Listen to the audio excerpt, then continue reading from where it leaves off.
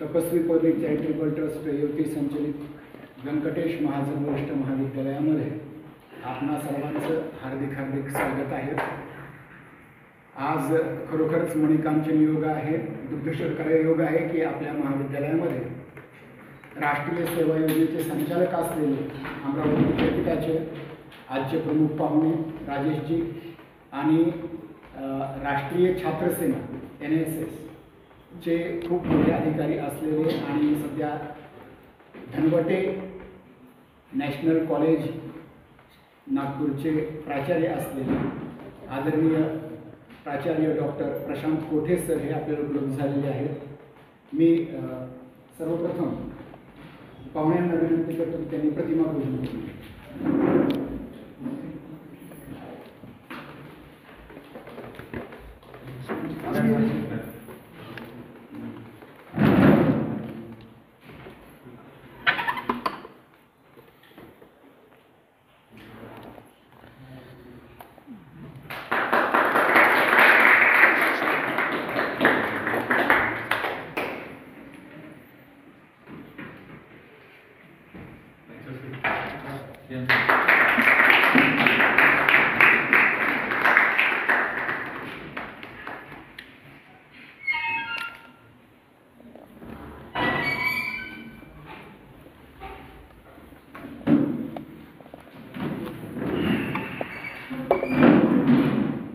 तपस्वी public charitable trust युवती संचलित व्यंकटेश महाजन वरिष्ठ महाविद्यालय, ग्रीन क्लब, राष्ट्रीय सेवा योजना आणि करिअर कट्टा यांच्या संयुक्त विद्यमाने भारताचे पहिले कृषी मंत्री तथा शिक्षण महर्षी स्वर्गीय नामदार डॉक्टर पंजाबराव देशमुख यांच्या शतकोत्तर रौप्य महोत्सवी वर्षानिमित्त आज आपण इथे एक जाहीर व्याख्यान आयोजित करण्यात आलेलं आहे। आज 20 जानेवारी 2025 सर्व अभ्यागतांचं तसेच सर्व अतिथींचं, सर्व शिक्षक वृंदांचं, बंधू भगिनींचं आणि विद्यार्थ्यांचं मी हार्दिक स्वागत करीत आहे।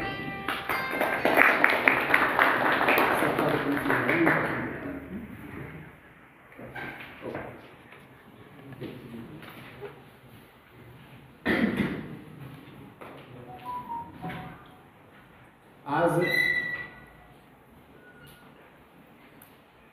आपल्या महाविद्यालयामध्ये अतिथी म्हणून उपस्थित असणारे Shri professor doctor Rajesh Mirge sir, माननीय professor captain doctor Prashant Kothe sir, आदरणीय आपल्या महाविद्यालयाचे प्राचार्य डॉक्टर प्रशांत गुणवंतराव चौधरी सर, मी डॉक्टर मकरंद चौधरी यांना विनंती करतो की त्यांनी स्थानापन्न व्हावं। राष्ट्रीय सेवा योजनेचे जिल्हा समन्वय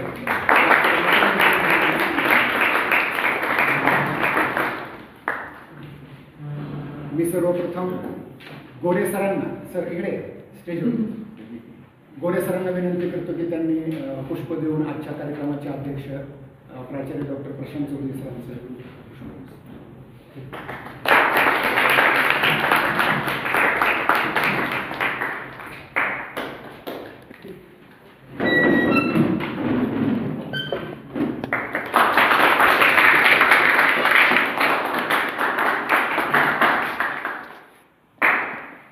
मी आदरणीय प्रशांत चौधरी सरांना विनंती करतो की आजचे प्रमुख वक्ते प्रोफेसर प्राचार्य साहेब प्रशांत कोठे सर यांचं शाल, बुक आणि बुके देऊन सत्कार।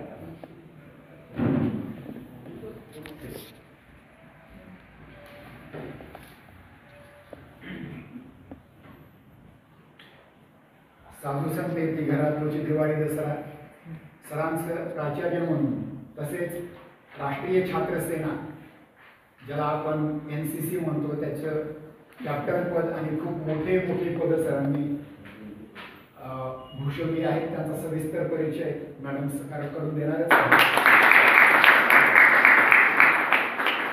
पुस्तक रूपाने आमच्या महाविद्यालयामध्ये राष्ट्रीय स्वामी विवेकानंद के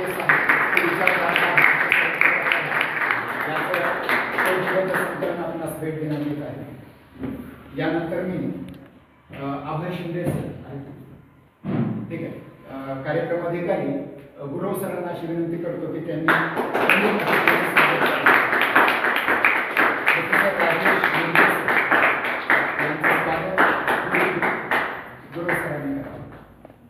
गुरु सर इकडून.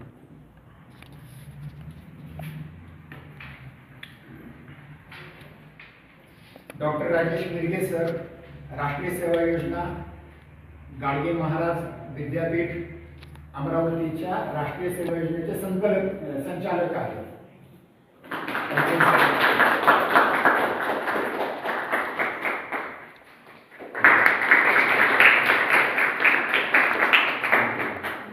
यानंतर मी राष्ट्रीय सरांना विनंती करतो की त्यांनी राष्ट्रीय सेवा योजनेचे जिल्हा समन्वयक डॉक्टर मकरंद चौधरी सर यांचं स्वागत करतो.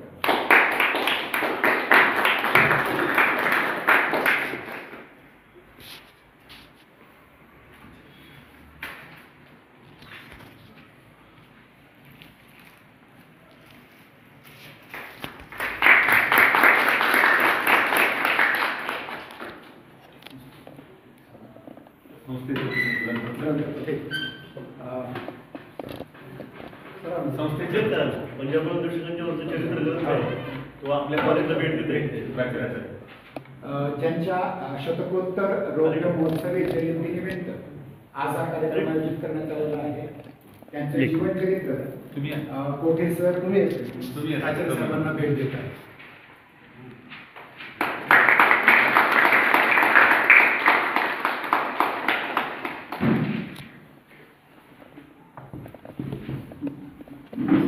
त्यानंतर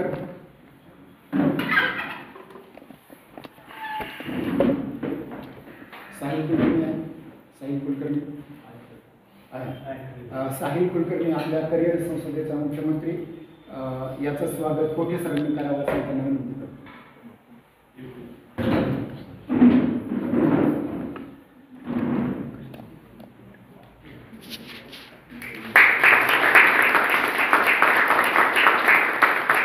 प्रातिनिधिक स्वरूपात कार्यक्रमाचं वेळ वाढवण्याने प्रातिनिधिक स्वरूपात मुख्यमंत्र्यांचं स्वागत केलं आहे. त्याचबरोबर ग्रीन क्लबमध्ये काम करणारी एक उत्कृष्ट विद्यार्थिनी त्या रूपाने बीबी हाजरा याचं स्वागत कोठे सरांनी करावं असं विनंती करतो. प्रतिनिधी स्वरूपात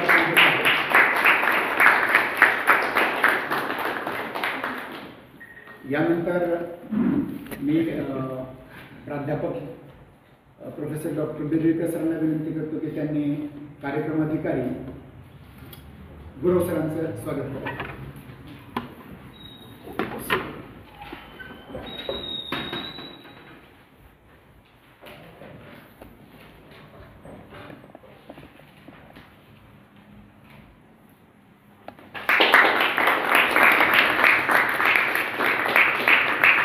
मी जोशी सरांना अशी विनंती करतो की ते दुसरे कार्यक्रमाधिकारी आपले प्राध्यापक डॉक्टर सहदेव रसाळ यांचं त्यांनी स्वागत करावं.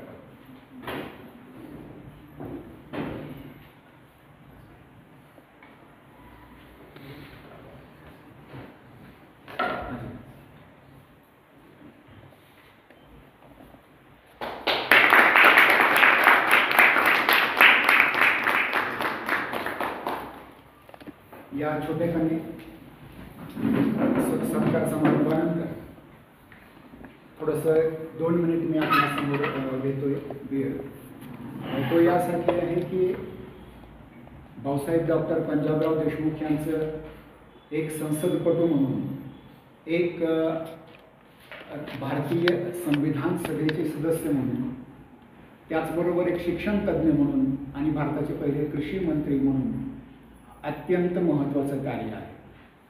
अशा या महान व्यक्तीच्या शतकोत्तर रौप्य महोत्सवानिमित्त आजच्या या कार्यक्रमाला लाभलेले प्रमुख वक्ते आदरणीय डॉक्टर राजेश मिरगे सर, त्याचप्रमाणे या व्याख्यानमालेचे संयोजक आदरणीय प्राचार्य डॉक्टर प्रशांत कोठे सर, तसेच आपल्या महाविद्यालयाचे प्राचार्य प्रशांत चौधरी सर, राष्ट्रीय सेवा योजनेचे जिल्हा समन्वयक प्राध्यापक डॉक्टर मकरंद चौधरी सर आणि सर्व राष्ट्रीय सेवा योजनेचे, करिअर संसदेचे तसेच ग्रीन क्लबच्या सर्व विद्यार्थी आणि माझ्या सर्व सहकारी सर्वांना मी सर्वप्रथम इथं अभिवादन करत आहे. आपण खूप महत्त्वाच्या या कार्यक्रमाला आलेला आहात.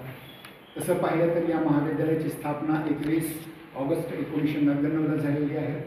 26 वर्ष आमचं महाविद्यालय होत आहेत. म्हणजे आम्ही गेल्याच वर्षी रौप्य महोत्सवसुद्धा साजरा केला. आमच्या महाविद्यालयाची जी एक छोटंसं रोपटं लावलेलं होतं, एव्हरेस्ट रोपं लावलेलं तरी त्याचा आता वटवृक्ष होत आहे. आणि आपल्या महाविद्यालयाचे 3 नॅकचे चक्र झालेले आहेत, ज्यामध्ये क्रमशः C, B आणि B+ अशी आपल्याला मानांकनं मिळालेली आहेत. आपल्या महाविद्यालयाला नुकतंच PM उषा प्रधानमंत्री उच्चतर शिक्षा अभियानाचं 5 कोटींचं अनुदान प्राप्त झालेलं आहे. त्याचबरोबर आपल्या महाविद्यालयामधील अनेक विभाग हे राष्ट्रीय आंतरराष्ट्रीय स्तरावर गाजत आहेत. आपल्या महाविद्यालयाला अनेक पेटंट मिळालेली आहेत. आपलं महाविद्यालय अनेक राष्ट्रीय आंतरराष्ट्रीय दर्जाचे वेबिनार सेमिनार्स सतत आयोजित करत असतं. त्याचप्रमाणे विद्यार्थ्यांसाठी आपण पाहताय सध्या की वाचनाचं एक फार मोठं अभियान चालू आहे. स्कूल कनेक्टचं अभियान चालू आहे. त्याचप्रमाणे अनेक छोटे मोठे कार्यक्रम चालू आहेत. उद्या आम्ही बॉटनी विभागाकडून एक राज्यस्तरीय प्रयोगशाळेमधील संसाधने कशी हाताळायची याच्यावरचं एक वर्कशॉप घेत आहोत. आणि प्राचार्यजींच्या नेतृत्वामध्ये हे महाविद्यालय नवीन काटकाट्या आणि नव्यान पद्धतीनं आपल्यासमोर येत आहे.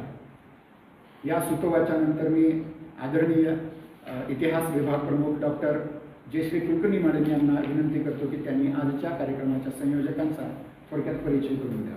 आदरणीय जयश्री कुलकर्णी मॅडम.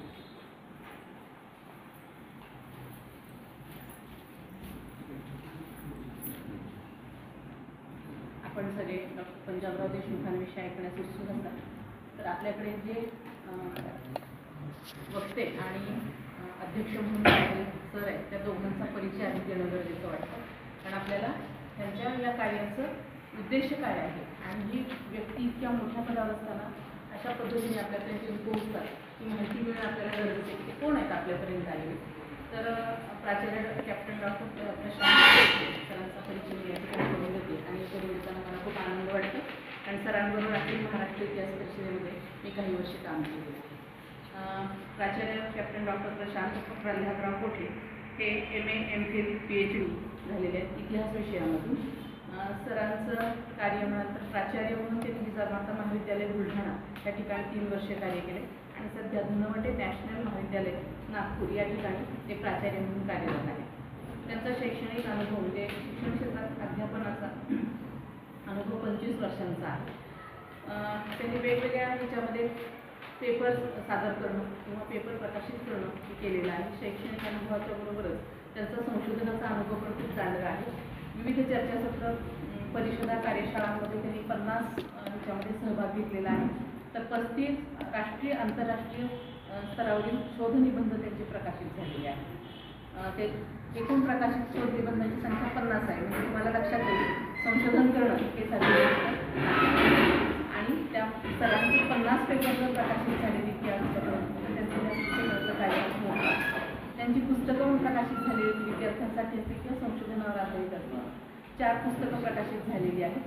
त्याच्यामध्ये अचलपूरचा इतिहास, वऱ्हाडातील नागपूरकर भोसलेंची कामगिरी, सेनापती बापट क्रांतिकारक ते गांधीवादी आणि आधुनिक जगाचा इतिहास या विषयावर संशोधनात्मक पुस्तकं प्रकाशित झालेली आहेत.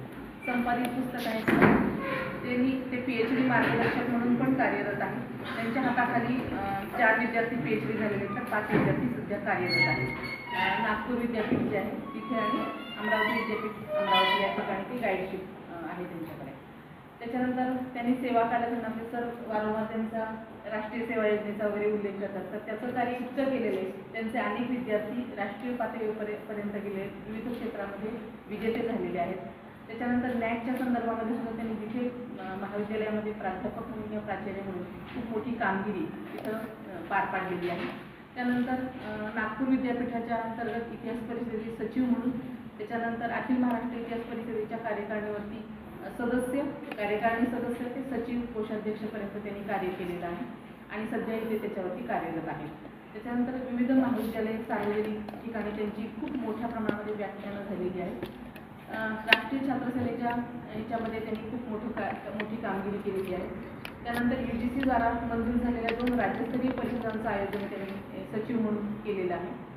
स्वातंत्र्य लढ्यात विदर्भाचे योगदान आणि स्त्रीभ्रूण हत्या एक चिंता आणि चिंतन या विषयावरती या राज्यस्तरीय परिषदांचं आयोजन त्यांनी केलेलं होतं. त्यानंतर विद्यापीठ स्तरावरच्या LEC कमिटीवर ते काम कार्यरत आहे. संत गाडगेबाबा अमरावती विद्यापीठ अमरावती दूरशिक्षण विभागाच्या BA पार्ट 2च्या पुस्तकात त्यांनी लेखन कार्य केलेलं आहे. त्याच्यानंतर संत गाडगेबाबा अमरावती विद्यापीठ अमरावती दूरशिक्षण विभागाच्या BA भाग 1च्या पुस्तकात त्यांनी संपादन कार्य केलेलं आहे. त्यांना उत्कृष्ट शोधनिबंध पुरस्कार 2012 मध्ये मिळालेला आहे. त्याच्यानंतर जिजामाता महाविद्यालय बुलढाणा या ठिकाणी तेव्हा प्राचार्य म्हणून ते कार्यरत असताना त्यांच्या महाविद्यालयाला A ग्रेड मिळवून देण्याचं खूप मोठं कार्य त्यांनी तिथे केलं. परिषदेचे सचिव म्हणून आणि अध्यक्ष म्हणून त्यांनी कार्य केलेले आणि विद्यापीठातल्या वेगवेगळ्या समित्यांवर काम केलेले. मी खूप थोडक्यामध्ये सरांचा परिचय वाचला. सविस्तर परिचय अक्षरशः 13 पानं भरतील एवढं आहे. त्यांचे पेपर्स वगैरे आहेत आणि पेपर्ससुद्धा मी वाचले सर तुमचे की ते खूप वेगवेगळ्या विषयांवर आहेत. कारण आपण एकदा संशोधनामध्ये शिरलो की एकच मुद्दा पकडतो आणि आयुष्यभर बरेच लोक त्याच विषयावरती संशोधन पेपर लिहित राहतात. पण सरांचं व्यक्तिमत्व हे बहुआयामी आहे ते त्यांच्या संशोधन पेपर्सवरून किंवा तिच्यावरून कळतं. आणि त्यांचं NSS वगैरेच्या क्षेत्रात ग्रीन क्लबच्या क्षेत्रामधलं कार्य हे सुद्धा खूप महत्त्वाचं की जे समाजाभिमुख आहे. संशोधन वगैरे हे आपण आपल्या पातळीपर्यंत करतो, परंतु ही बाकीची कामं आपल्या समाजाला फायदा व्हावा याच्यासाठी केलेली असतात. आणि त्यामुळे आज त्यांचं मार्गदर्शन तुम्हाला लाभणार आहे ते तुमच्या आयुष्यामध्ये नक्कीच पथदर्शक ठरेल असं मी अपेक्षा व्यक्त करते. आणि सरांना मला संधी दिली त्याबद्दल धन्यवाद.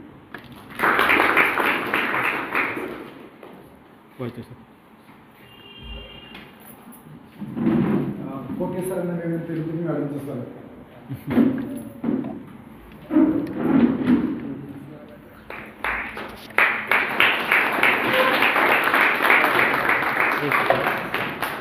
एक मिनिट सर एक मिनिट. यानंतर मी आजच्या कार्यक्रमाचे संयोजक आदरणीय कोटे सरांना विनंती करतो की आपलं मार्गदर्शन. खुर्ची नाही तर प्लेन अशी खुर्ची.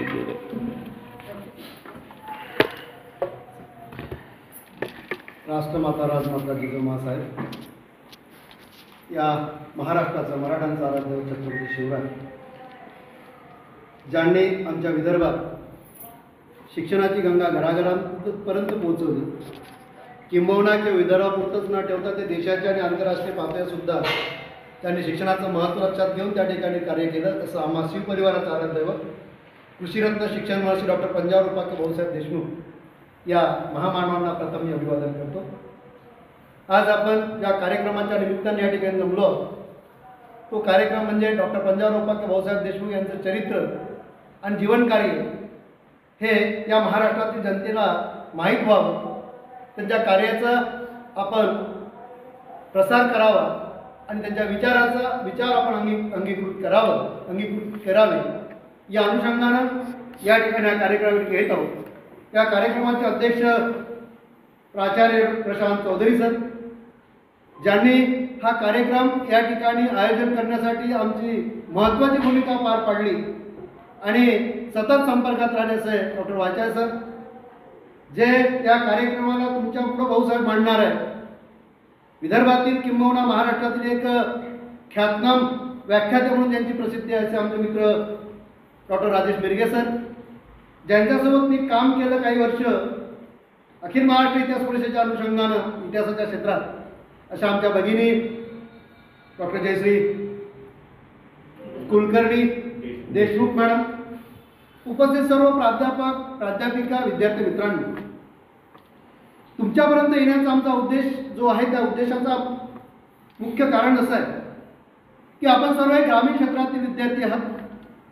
या ठिकाणी असणारा हा सर्व जो प्राध्यापक वर्ग आहे हाही प्रामुख्यानं शेतकऱ्यांशी ग्रामीण क्षेत्राशी निगडित आहे आणि म्हणून या लोकांवर या समाजावर डॉक्टर पंजाबराव देशमुखांचं काय ऋण आहे, त्यांचे काय उपकार आहेत, ह्याची जाण संपूर्ण महाराष्ट्राला व्हावी किंबहुना देशाला व्हावी असं या ठिकाणी भाऊसाहेबांचं चरित्र आपल्यापर्यंत जावं हा मागचा उद्देश आहे. भाऊसाहेब काय होते आपण तर भाऊसाहेब एका व्याख्यान 2 व्याख्यानात संपणारा विषय नाही. असे आणि कित्येक व्याख्यानं होईल तेव्हा भाऊसाहेब खऱ्या अर्थानं आपल्यापर्यंत येईल. पण पूर्ण पुढारी बाबत थोडे तरी विचार भाऊसाहेबांचे आपल्यापर्यंत जर आले तर त्या ठिकाणी आपल्याला अशा व्याख्यानाचं आयोजन करण्याचा मागचा उद्देश सफल होईल. आम्ही हे का करतो आहे याचं मागचं कारण जर आपण पाहिलं तर भाऊसाहेबांचं कार्य अफाट आहे. एवढं अफाट आहे की त्या कार्याची काही थोडीसुद्धा भाऊसाहेबांच्या विषयीची प्रसिद्धी झालेली नाही. समाजात वावरत असताना मी 3 प्रकारच्या लोकांचा उल्लेख करतो. काही लोकांचं कार्य खूप मोठं असतं आणि त्याची प्रसिद्धी खूप मोठी असते. काही लोकांचं कार्य फार थोडं असतं पण प्रसिद्धी जेवढी मोठी केली जाते की ते याच्या बाहेरचं असतं. आणि काही लोकांचं कार्य एवढं मोठं असतं की त्याची कुठेही प्रसिद्धी होत नाही. आणि त्यातले जर कोणी असेल डॉक्टर पंजाबराव देशमुख. भाऊसाहेब बॅरिस्टर झाले, त्या ठिकाणी डॉक्टरेट झाले, विद्यार्थीत जाऊन शिक्षण घेतलं. त्यांनी ठरवलं असतं तर एखाद्या उच्च पदास्थ नोकरीस स्वीकारून आपलं कुटुंब फार मोठं करता आलं असतं किंवा फार हे केलं असतं. परंतु तो विचार भाऊसाहेबांनी नाकारला. भाऊसाहेब एका शेतकऱ्याचा मुलगा होता, एका देशमुखाचा मुलगा होता. 25 एकर शेती त्या भाऊसाहेबांकडे होती. परंतु तरीही भाऊसाहेबांनी एकंदर बहुजनांचा विचार करत असताना, शेतकऱ्यांचा विचार करत असताना तत्कालीन कालखंडात जे त्यांचं जे एकंदर या समाजाचं जे दयनीय अवस्था झाली होती ती दूर करण्याच्या अनुषंगाने भाऊसाहेबांनी सतत विचार केल्याचं आपल्याला दिसतंय. प्रामुख्यानं त्यांच्या जीवनावर ज्या अनेक गोष्टी घटनांचा प्रभाव पडला त्या 2 गोष्टी महत्त्वाच्या आहेत. एक बॅरिस्टर रामराव देशमुखांचा प्रभाव आणि दुसरं शाहू महाराजांचा प्रभाव. ज्यावेळेस असं म्हणतात की खामगाव या ठिकाणी मराठा अधिवेशन झालेलं होतं आणि त्या अधिवेशनाचे अध्यक्ष होते राजश्री शाहू महाराज. त्यावेळेस त्यांनी शिक्षणाचं महत्त्व त्या ठिकाणी सांगितलं आणि असं म्हणतात की डॉक्टर पंजाबराव देशमुख म्हणजे भाऊसाहेब ते आपल्या वडिलांसोबत शाहूराव बापूंसोबत त्या अधिवेशनाला होते आणि त्यांच्या शाहू महाराजांचा विचाराचा जो पगडा पडला तो त्यांनी सतत नंतरच्या आयुष्याच्या शेवटपर्यंत ठेवलेला आपल्याला दिसतो. भाऊसाहेब एवढे का शिकले त्यांचं सुद्धा एक कारण सांगा. भाऊसाहेब तीक्ष्ण बुद्धिमत्तेचे होते. परंतु ज्यावेळेस विद्यार्थी दशेत असताना 8वी 9वी 10वीत असताना त्यावेळेस वराडातील एक फार मोठं व्यक्तिमत्व होऊन गेलं रामराव देशमुख म्हणून. ते विद्यार्थी म्हणून शिक्षण घेऊन आले आणि त्यांचा सत्कार म्हणून अमरावती ठेवला. त्यावेळेस भाऊसाहेब सुद्धा त्या कार्यक्रमाला होते. अशा स्वरूपाचा सत्कार आपला झाला पाहिजे ही भावना, ही महत्त्वाकांक्षा त्याच्यात निर्माण झाली आणि त्यासाठी त्या ध्येयासाठी ते शिकण्याचं आपल्याला दिसतंय. म्हणजे एकंदर भाऊसाहेब फर्ग्युसन कॉलेजमध्ये शिकले पुण्याला आणि तिथून विलायतीला गेले. शिक्षणाचा खर्च नसताना शाहूराव बापूंनी आपली संपूर्ण जमीन सावकाराकडे गहाण ठेवली आणि भाऊसाहेबांना शिकवलं. पण भाऊसाहेब इंग्लंडमध्ये शिकत असताना सुद्धा ते विचार काय करत होते तितक्या शेतकऱ्याचा करत होते हे आपल्याला ज्यावेळेस भाऊसाहेब बॅरिस्टर म्हणून भारतात आले, डॉक्टरेट म्हणून भारतात आले त्यावेळेस त्यांनी आपल्या रेवशाच्या मित्राला पाठवलेलं जे पत्र आहे त्या पत्रात भाऊसाहेबांनी आपले विचार मांडलेले. त्या ठिकाणी त्यांनी आपलं पुढचं ध्येय कसं राहील त्यासाठी 14 मुद्दे असलेलं एक पत्र पाठवलं आहे आणि या 14 मुद्देच जर पाहिले तर आपल्याला असं दिसेल की भाऊसाहेबांचं संपूर्ण आयुष्य या 14 मुद्द्यात असल्याचं दिसते आणि त्यासाठीच त्यांनी काम केल्याचं आपल्याला दिसते. शेतकऱ्यांचा उद्धार करायचा असेल कारण अनपढ अशिक्षित हा वर्ग असल्यामुळे सावकार वर्ग त्याची पिळवणूक करत आहे आणि जोपर्यंत अशिक्षक हा वर्ग शिकणार नाही तो सुशिक्षित होणार नाही तोपर्यंत हा यातून बाहेर पडणार नाही या प्रेरणेतून भाऊसाहेब या ठिकाणी एक प्रकार प्रेरणादायी झाले आणि त्या दृष्टिकोनातून त्यांनी आपलं कार्य केलं. हे सर्व गोष्टी व्याख्यात्यांच्या याच्यात येणार आहे म्हणून मी त्याकडे वळत नाही. आणि पण भूमिका काय आहे कार्यक्रम घेण्याची तीच आपल्याला सांगतो. त्याचं कारण असं की या भाऊसाहेबांचं कार्य जे अफाट आहे ते अफाट कार्य ते काहीतरी आपल्या महाराष्ट्रातील जनतेला त्यांचं माहीत व्हावं. कारण भाऊसाहेब मला माहीत नाही इथं बसणाऱ्या किती लोकांना डॉक्टर पंजाबराव देशमुखांचं नावसुद्धा माहीत आहे का. आज महाराष्ट्र शासनानं GR काढून परिपत्रक काढून 27 डिसेंबर हा दिवस भाऊसाहेबांचा जयंती दिवस म्हणून साजरा करावा. प्रत्येक सरकारी कार्यालय असेल, शाळा असेल, महाविद्यालय असेल. त्याचं कारण असं आहे भाऊसाहेब हे भारतरत्नाच्या दृष्टिकोनातून एवढ्या मोठ्या पदापर्यंत पोहोचणारी व्यक्ती आहे, परंतु भारतरत्न अजून भारत त्यांना मिळालं नाही. आताच मागच्या वर्षी 125व्या जयंतीनिमित्त भारत सरकारनं 125 रुपयाचं नाणं भाऊसाहेबांना प्रकाशित केलेलं आहे. हे विचार सर्वांपर्यंत जावे आणि हे जे महाराष्ट्राला एकंदर देशाचे महाराष्ट्र जो एक शैक्षणिक दृष्टिकोनातून जो प्रगत राष्ट्र दिसतं, त्या मागची जर विचार केला तर आपल्याला या महाराष्ट्राला जी समाजसुधारकांची जी परंपरा लाभलेली आहे, 150 वर्षाची परंपरा लाभली आहे, त्या प्रामुख्याने आपल्याला त्याचा जर मूळ जर आपल्याला दिसते ते महात्मा फुल्यांचं दिसते. महात्मा फुल्यांचे विचार खऱ्या अर्थानं जर कोणा जोपासले असेल आणि पुढं नेले असेल तर शेवटचा धागा आपल्याला प्रामुख्याने भाऊसाहेब आहे. आणि म्हणूनच भाऊसाहेब आम्ही म्हणतो, भाऊसाहेब जन्मले सुद्धा शेतकऱ्यासाठी आणि मेले सुद्धा शेतकऱ्यासाठी. याचं कारण भारतीय संसदेत त्यांचं शेवटचं जे व्याख्यान आहे तर ज्या दिवशी ते वारले त्याच दिवशीचं त्यांचं जे संसदेचं व्याख्यान 1 तासाचं आहे ते केवळ शेतकऱ्यासाठी आहे, शेतकऱ्याच्या उन्नतीसाठी आहे. हे आपल्याला दिसते. शेतकऱ्यासाठी काय काय केलं ते व्याख्यानात येईल, कारण मी जास्त वेळ घेत नाही. कारण मुख्य व्याख्या ते राजेश मिरगे सर आहे, ते अतिशय ख्यातनाम व्याख्याते आहे.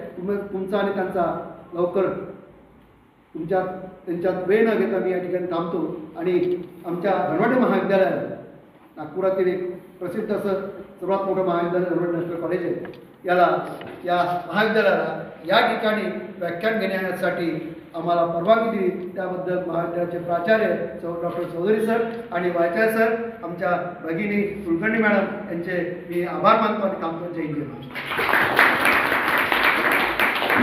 सर इकडे घ्या. सरांनी आपल्या अवघत्या वाणीमध्ये भाऊसाहेबांचं वैशिष्ट्य आपणासमोर प्रकट केलं आहे. त्यांच्याबद्दल मी एवढंच सांगू इच्छितो, बड़के तूफान को आगोश में ले ले अपनी, बड़के तूफान को आगोश में ले ले अपनी, डूबने वाले तेरे हाथ से साहिल खो गया. मित्रांनो, यानंतर प्रमुख व्याख्यात्यांचा परिचय करून देण्यासाठी मी मराठी विभाग प्रमुख डॉक्टर सहदेव रसाळ सरांना निमंत्रित करतो की त्यांनी आजच्या प्रमुख व्याख्यात्यांचा परिचय करून द्या.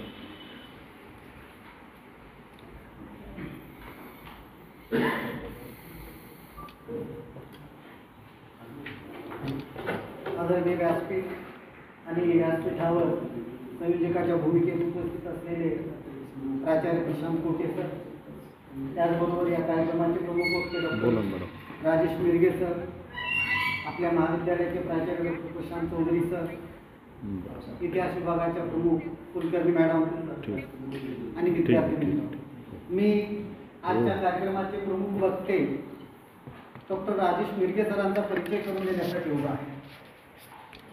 Doctor Rajesh Mirge sir MA Marathi, PhD, SET, MMG अशा वेगवेगळ्या विषयातून त्यांनी शिक्षण घेतलेलं आहे. जनसंवाद व पत्रकारिता याही क्षेत्रात सरांचं शिक्षण आहे. सध्या ते सहयोगी प्राध्यापक व मराठी विभाग, शिवाजी कला वाणिज्य महाविद्यालय अमरावती येथे ते कार्यरत आहेत. लेखक, वक्ते, इतिहास संशोधक, संत साहित्य व तरुणांच्या प्रश्नाचे अभ्यासक म्हणून ते महाराष्ट्रात सर्व परिचित आहेत. त्यांनी भूषवलेले पदे माजी संचालक, राष्ट्रीय सेवा योजना, संत गाडगेबाबा अमरावती विद्यापीठ अमरावती, त्याचबरोबर मानद संचालक डॉक्टर पंजाबराव देशमुख, प्रादेशिक अर्थव्यवस्था नियमन केंद्र, संत गाडगेबाबा अमरावती विद्यापीठ अमरावती, त्याचबरोबर संमेलनाध्यक्ष 4थे अखिल भारतीय मराठी साहित्य संमेलन शेगाव 2022 साली ते भरलं होतं, तिथले ते अध्यक्ष राहिलेले आहेत. त्याचबरोबर ते वेगवेगळ्या कार्यकारिणीवर कार्यरत आहेत. सदस्य मराठी भाषा अभ्यास मंडळ संत गाडगेबाबा अमरावती विद्यापीठ अमरावती, सहसचिव यशवंतराव चव्हाण प्रतिष्ठान मुंबई अमरावती विभाग, सदस्य डॉक्टर पंजाबराव देशमुख साहित्य संस्कृती व कला अकादमी श्री शिवाजी शिक्षण संस्था अमरावती, उपाध्यक्ष तरुणाई फाउंडेशन खामगाव जिल्हा बुलढाणा, अध्यक्ष वारकरी साहित्य परिषद पुणे अमरावती विभाग, अशा वेगवेगळ्या समित्यावर ते वेगवेगळ्या पदावर कार्यरत आहेत. त्याचबरोबर त्यांनी वेगवेगळ्या ग्रंथांची निर्मिती केलेली आहे. त्यामध्ये संत चिंतन, हे त्यांचा ग्रंथ 2012 साली प्रकाशित झाला. तुकोबांचा आत्माविष्कार हा ग्रंथ त्यांचा 2014 साली प्रकाशित झाला. तरुणाईचे पडगम हा ग्रंथ 2018 साली त्यांचा प्रकाशित झाला. निष्काम कर्मयोगी श्री शिवशंकर भाऊ पाटील हा ग्रंथ त्यांचा 2022 साली प्रकाशित झाला. वैचारिक मंथन नावाचा ग्रंथ 2023 साली त्यांचा प्रकाशित झाला. असे वेगवेगळे ग्रंथ सरांनी निर्माण केलेले आहेत. त्याचबरोबर स्तंभलेखनही सरांनी केलेले आहे. दैनिक देशोन्नतीच्या या पत्रामध्ये त्यांनी संत चिंतन आत्मोन्नती पुरवणीमध्ये त्यांनी लेखन केलं. दैनिक सकाळमध्ये तरुणाईचे पडघम या शीर्षकांतर्गत लेखन केलं. दैनिक हिंदुस्थानमध्ये सेवावृत्ती भाऊ हा त्यांनी स्तंभलेख लिहिला.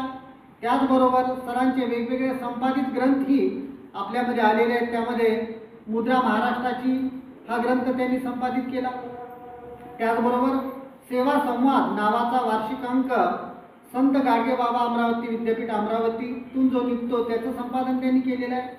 त्याचबरोबर पर्यटन विशेषांक महाराष्ट्र शासनाचा त्यांचंही सरांनी संपादन केलेलं आहे. अमृतघन अमृत महोत्सवी ग्रंथ त्यांनी त्याचं संपादन केलं. असे वेगवेगळे ग्रंथ त्यांनी संपादित केले आहे. त्याचबरोबर आंतरराष्ट्रीय राष्ट्रीय राज्यस्तरीय चर्चासत्रांमधून परिसंवादामधून त्यांनी वेगवेगळे शोधनिबंध लेखन केलेले आहेत. त्याचबरोबर वेगवेगळे व्याख्यानं मार्गदर्शन असा एक मोठा परिचय सरांचा महाराष्ट्रामध्ये आहे. महाराष्ट्रातील विविध नामवंत व्याख्यानमालेत तथा समाज माध्यम यात 700हून अधिक व्याख्यानं सरांनी दिलेली आहेत. त्याचबरोबर दूरदर्शन नाचू कीर्तनाची रंगी या मालिकेत प्रवचने तथा आकाशवाणीवरून मग नागपूर अमरावती जळगाव येथून त्यांची भाषणं प्रकाशित राहिलेली आहेत.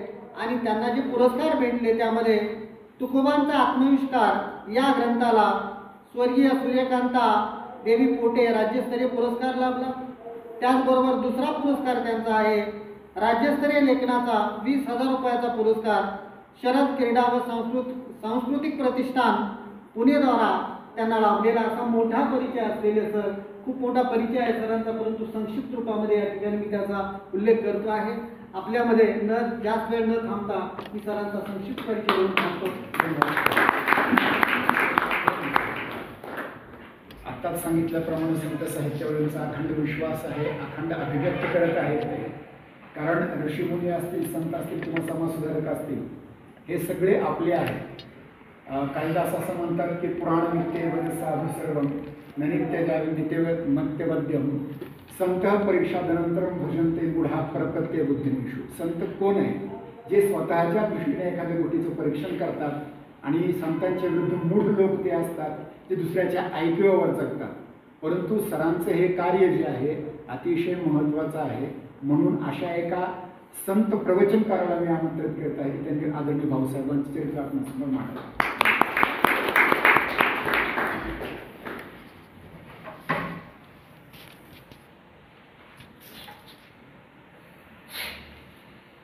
संत कबीर महाराष्ट्रातले देशातले अत्यंत नामवंत कवी होऊन गेले. संतांनी ओवी अभंगच्या स्वरूपामध्ये सर्वाधिक मोठा महाराष्ट्राच्या इतिहासामध्ये साहित्याचा कालखंड संतांचा राहिला आहे. कबीर असं म्हणतात की सूरत से किरत पडी. अलीकडे सूरत खूप छान दिसावी म्हणून आपण सगळे छान मेकअप करतो आणि मेकअपचा बाजार सध्या तरुण पिढीमध्ये किंवा आमच्यामध्ये सगळ्यांमध्ये गरम झालेला आहे. पण मग आपण छान दिसायला लागलो की आपल्याकडे स्मार्ट मोबाईल सुद्धा असतो. म्हणजे अरविंद जगताप असं म्हणतात आपल्या सेल्फी पुस्तकामध्ये, विधात्याने आपल्याला डोळे दिले जग पाहण्यासाठी, पण आमच्या पिढीचं आता अर्ध आयुष्य स्वतःकडे पाहण्यातच जाते. मग आपल्याकडे स्मार्ट मोबाईल असतो आणि ज्या वयात अध्यक्ष महोदय इतरांच्या प्रेमात पडायचं असतं, करिअरच्या प्रेमात पडायचं असतं, त्या वयात ही तरुण मुलं आजकाल स्वतःच्याच प्रेमात पडायला लागली आणि सेल्फी काढता काढता कधी सेल्फी झाली हे कळत सुद्धा नाही. अशा या स्थितीमध्ये कबीर असं म्हणतात की सूरत से किरत बडी किरत कभी न जाय. अरे सूरत तो जाती है लेकिन किरत कभी न जाय. या महापुरुषाला सर्वांच्या टाळ्यांच्या व्यंकटेश महाजन वरिष्ठ महाविद्यालय धाराशिव तथा श्री शिवाजी शिक्षण संस्था अमरावती तथा धनवटे नॅशनल कॉलेज नागपूर यांच्या संयुक्त विद्यमाने लोकमहर्षी डॉक्टर पंजाबराव देशमुख यांच्या शतकोत्तर रौप्य महोत्सवी वर्षाच्या निमित्तानं महाराष्ट्रातली ही 150 व्याख्यानांची प्रबोधन यात्रा आज धाराशिवमध्ये पोहोचली आहे आणि या विशेष व्याख्यान सत्राचे अध्यक्ष, ज्यांची तत्वनिष्ठ आणि विचारनिष्ठ काही मिनिटांमध्ये त्यांच्याशी आमचे सूर वैचारिक जुळले, आपल्या महाविद्यालयाचे प्राचार्य डॉक्टर चौधरी सर, ज्यांनी अतिशय उत्तम प्रस्थाना केली आणि धनवटे कॉलेज नागपूर हे महाराष्ट्रातलं नामवंत कॉलेज म्हणून ओळखलं जातं. त्याआधी जिजामाता कॉलेजचा जो 23 हेक्टरचा परिसर बुलढाण्याचा तो विकसित करण्याचं ज्यांनी अत्यंत महत्त्वाचं इंद्रधनुष्य उचललं, असे आमचे सहकारी, आमचे मित्र, आमचे मार्गदर्शक डॉक्टर प्रशांत कोठे सर या कार्यक्रमाला मूर्तरूप देण्यासाठी अशा स्थितीमध्ये हे गंभीर रिस्क ज्यांनी घेतले ते डॉक्टर व्हायचाड सर, त्यांचे सगळे सहकारी आणि प्राध्यापक असूनही व्याख्यानासाठी इथे उपस्थित राहिले ते सर्व विशेष प्राध्यापक आणि माझ्या सळसळत्या रक्ताच्या जिवंत हृदयाच्या शाबूत डोक्याच्या वरील तरुण मित्रांनो आणि मैत्रिणींनो, महाराष्ट्रभर 8,500चा प्रवास मी करत करत कोठे सरांच्या सूचनेनुसार आज मी तुमच्यामध्ये आलोय. मी रात्री 3:30 वाजता सार्वजनिक वाहनानं पोहोचलो, कारण डॉक्टर कोठे सर इतिहास परिषदेकरता 2 पुण्याला आले होते. मला बोलले, सर तुम्हाला यायचं आहे पण अडचण अशी आहे की तुम्हाला एकतर्फी असं यावं लागेल. मी कोठे सरांना म्हटलं की मी ज्या घरामध्ये राहतो चौधरी सर, ते माझं घर 1 कोटी रुपयाचं आहे आणि हे 1 कोटी रुपयाचं घर मला पंजाबराव देशमुखांनी दिलं आहे. मी पंजाबराव देशमुखांचा लाभार्थी आहे आणि ज्यांच्या ज्यांच्या पोटामध्ये भूक आहे, जे अन्न खातात आणि अन्न खाल्ल्यानंतर त्यांची भूक शमते, ते सगळे पंजाबरावांचे तुम्ही सगळे लाभार्थी आहात. म्हणून मी आलो पाहिजे ही भूमिका, ही पॅशन आणि हे मिशन घेऊन मी रात्री पोहोचलो. आणि आज मला सांगू द्या, कोकणापासून तर पश्चिम महाराष्ट्रापासून तर मराठवाड्यापर्यंत या संपूर्ण महाराष्ट्रामध्ये हे पंजाबरावांच्या विचारांची व्याख्यान मला मांडताना आज प्रमोद महाजनजींच्या पदस्पर्शाने पुनीत झालेल्या कर्मभूमीमध्ये येताना माझ्या अंगावर शहारे येतात. याचं कारण असं आहे की मी बोललो नाही, परंतु मी जाहीरपणे सांगतो की मी माझ्या आयुष्यामध्ये वक्तृत्वाच्या क्षेत्रामध्ये आणि नेतृत्वाच्या क्षेत्रामध्ये ज्यांना विद्यार्थी दशेपासून ज्यांना मी ऐकत होतो, गोपीनाथरावांना, मी प्रमोदजींना आणि विलासरावांना ऐकून मानत होतो आणि आजही मानतो. मी जेव्हा प्रमोद महाजनजी, गोपीनाथजींची सभा जेव्हा जळगाव खानदेश पासून सुरू व्हायची सर, तेव्हा जळगाव खानदेश पासून तिथून मग मलकापूर, तिथून नांदुरा, तिथून खामगाव, नंतर शेगाव आणि अकोल्यापर्यंत मी पाठपुरावा करत ह्या सगळ्या सभा आणि एकच भाषण पंजाबवर मी प्रमोदजींचं ऐकत होतो आणि मग घरी जात होतो. इतकं उत्तम वक्तृत्व प्रमोदजींचं, इतका उत्तम मांडणी मला वाटतं या देशाच्या पातळीवर कुणाचंही नसेल, इतकं सुंदर नेतृत्व त्यांचं होतं. मला वाटतं चौधरी सर या देशामध्ये मराठी माणसाला आजादी का अमृत महोत्सव हम मना रहे हैं और देश का प्रधानमंत्री मराठी माणूस अभी तक नहीं हो सका. याचं कारण मराठी माणसाला शत्रू लागत नाही, कारण मराठी माणसंच एकमेकाची शत्रू असतात आणि एकामेकाच्या पायात पाय घालून कसं पाडायचं याचं उत्तम कार्य आणि याची कार्यशैली आपल्या महाराष्ट्रातल्या देशातल्या लोकांकडे, मराठी लोकांकडे असते. म्हणून यशवंतराव चव्हाण साहेबांच्या काळात प्रधानमंत्री होण्याची संधी आली होती, ती आम्ही मिळवली नाही. मग त्यानंतर शरद पवारांच्या माध्यमातून ती संधी मिळाली होती, ती सुद्धा आम्ही घेतली नाही. त्यानंतर प्रमोदजींच्या रूपाने या देशाला प्रधानमंत्री पद मिळू शकलं असतं, ते सुद्धा दुर्दैवानं तुमच्या आमच्या सगळ्या आपसातल्या रंजिशमुळे ते होऊ शकलं नाही. आणि त्यानंतर गडकरी साहेबांना सुद्धा प्रधानमंत्री पदाचं नेतृत्व मिळू शकतं, पण अजूनही त्यांना अडचण निर्माण करण्याचं काम तुम्ही आम्ही करतो.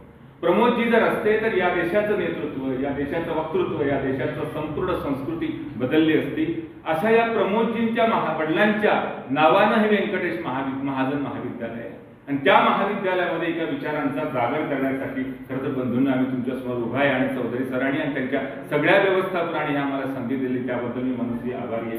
तुमची आमची ओळख नाही, फक्त कोठे सरांनी एक कम्युनिकेशन तुमच्यासोबत केलं आणि केवळ संवादामुळे केवळ विचारांची बैठक बसली म्हणून तुम्ही आम्हाला संधी दिली, याबद्दल मला खूप आनंद आहे. चौधरी सर म्हणाले की विचारांची भिन्नता असू शकते आणि विचारांची भिन्नता विविधतेने एक नटलेल्या या भारत देशामध्ये हे खरं आहे. या विविध प्रांत आहेत, विविध विचारधारा या देशामध्ये आहेत, पण आपल्या विचारधारांना समन्वयाच्या पद्धतीने मांडायचं, विधायक पद्धतीने मांडायचं हे आजकाल आपण विसरलो. आपले विचार तालेबानी पद्धतीने वापरायचे आणि समाजामध्ये तोही निर्माण करण्याची अलीकडे प्रघात सध्याच्या स्थितीमध्ये चाललेला आहे. मग त्या मालिकेमध्ये मी विचार करतो की महापुरुषांना सुद्धा आम्ही समजून घ्यायला आपल्याकडे वेळ नाही. म्हणजे अध्यक्षांमध्ये आजकालची पिढी, तरुण पिढी, म्हणजे व्हायच्या सरांनी यांना कसं बसवलं असेल मला माहित नाही, पण ते बसले. तुमचं खरं टाळ्या वाजून तुम्ही स्वतः अभिनंदन केलं पाहिजे, कारण तुमच्या चेहऱ्यावरचे भाव मला असं वाटायचं की बाबा आता काय बोलणार आपण. म्हणजे 30 सेकंदाच्या वर रील्स पाहण्याची क्षमता नसलेल्या तरुण पिढीबद्दल लोक असं म्हणतात की तरुण पिढी अशी आहे आजकालची. मी नाही म्हणत बरं का. 30 सेकंदाच्या वर रील्स पाहत नाही आणि रील्स पाहता पाहता स्वतःचं आयुष्य कधी गुंडाळून जाते ना जाणीव नसते.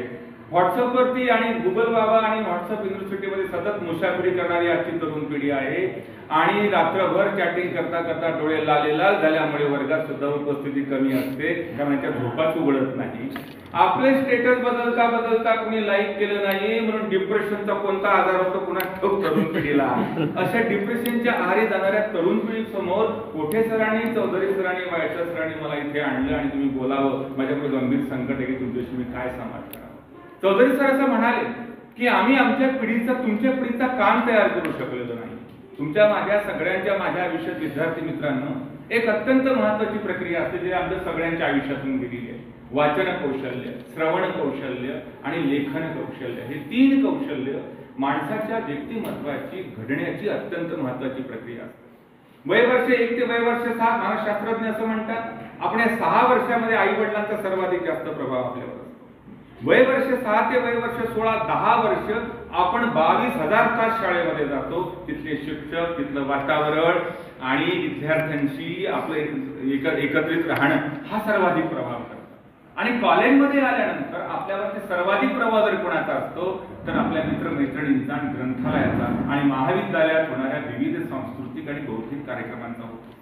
मी प्रमोदजी, गोपीनाथजी जर मराठवाड्यात झाले नसते तर मराठवाड्यातलं जे काही आज वातावरण पॉझिटिव्ह मला पाहायला मिळतं आणि आज तुम्ही इथे अत्यंत चांगल्या पद्धतीने कॉलेजमध्ये येऊन ऍडमिशन घेतली आहे, कदाचित यापेक्षा वेगळं वातावरण असतं. कारण 47 सालापर्यंत निजामाच्या जोखडाखाली तुम्ही सगळ्यांनी सहन केलं, तुमचं सगळ्या प्रकारचं शोषण झालेलं होतं. आणि हे 2-4 शंकररावजी पासून समजा हे नेते जर या देशात या मराठवाड्यात झाले नसते तर मराठवाड्याची स्थिती वाईट होती. विद्यार्थी मित्रांनो, आपण हा विचारांचा जागर कशा करताय? कोठे सरांनी सांगितलं की या महापुरुषांनी देशाची बांधणी केली, देश निर्माण केला. 47 झाली स्वातंत्र्य जेव्हा भारताला मिळालं तेव्हा आम्हाला नकाशावर स्वातंत्र्य मिळालं.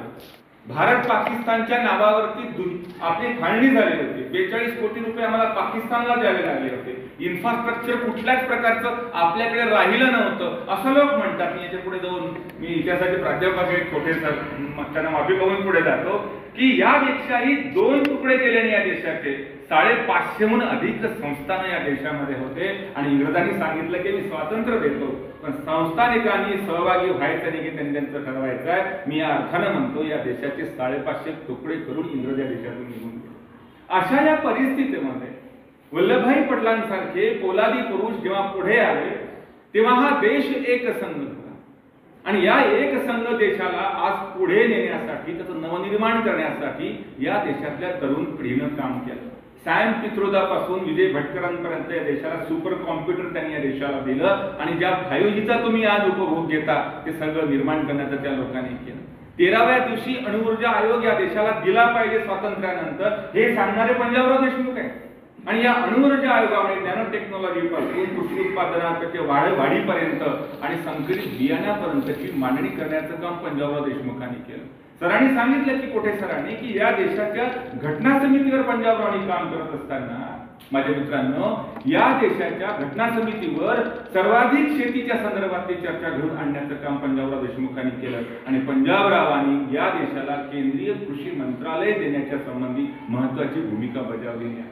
मग मी विचार करतो की महापुरुषांना या अर्थानं नवीन पिढी का समजून घेत नाही?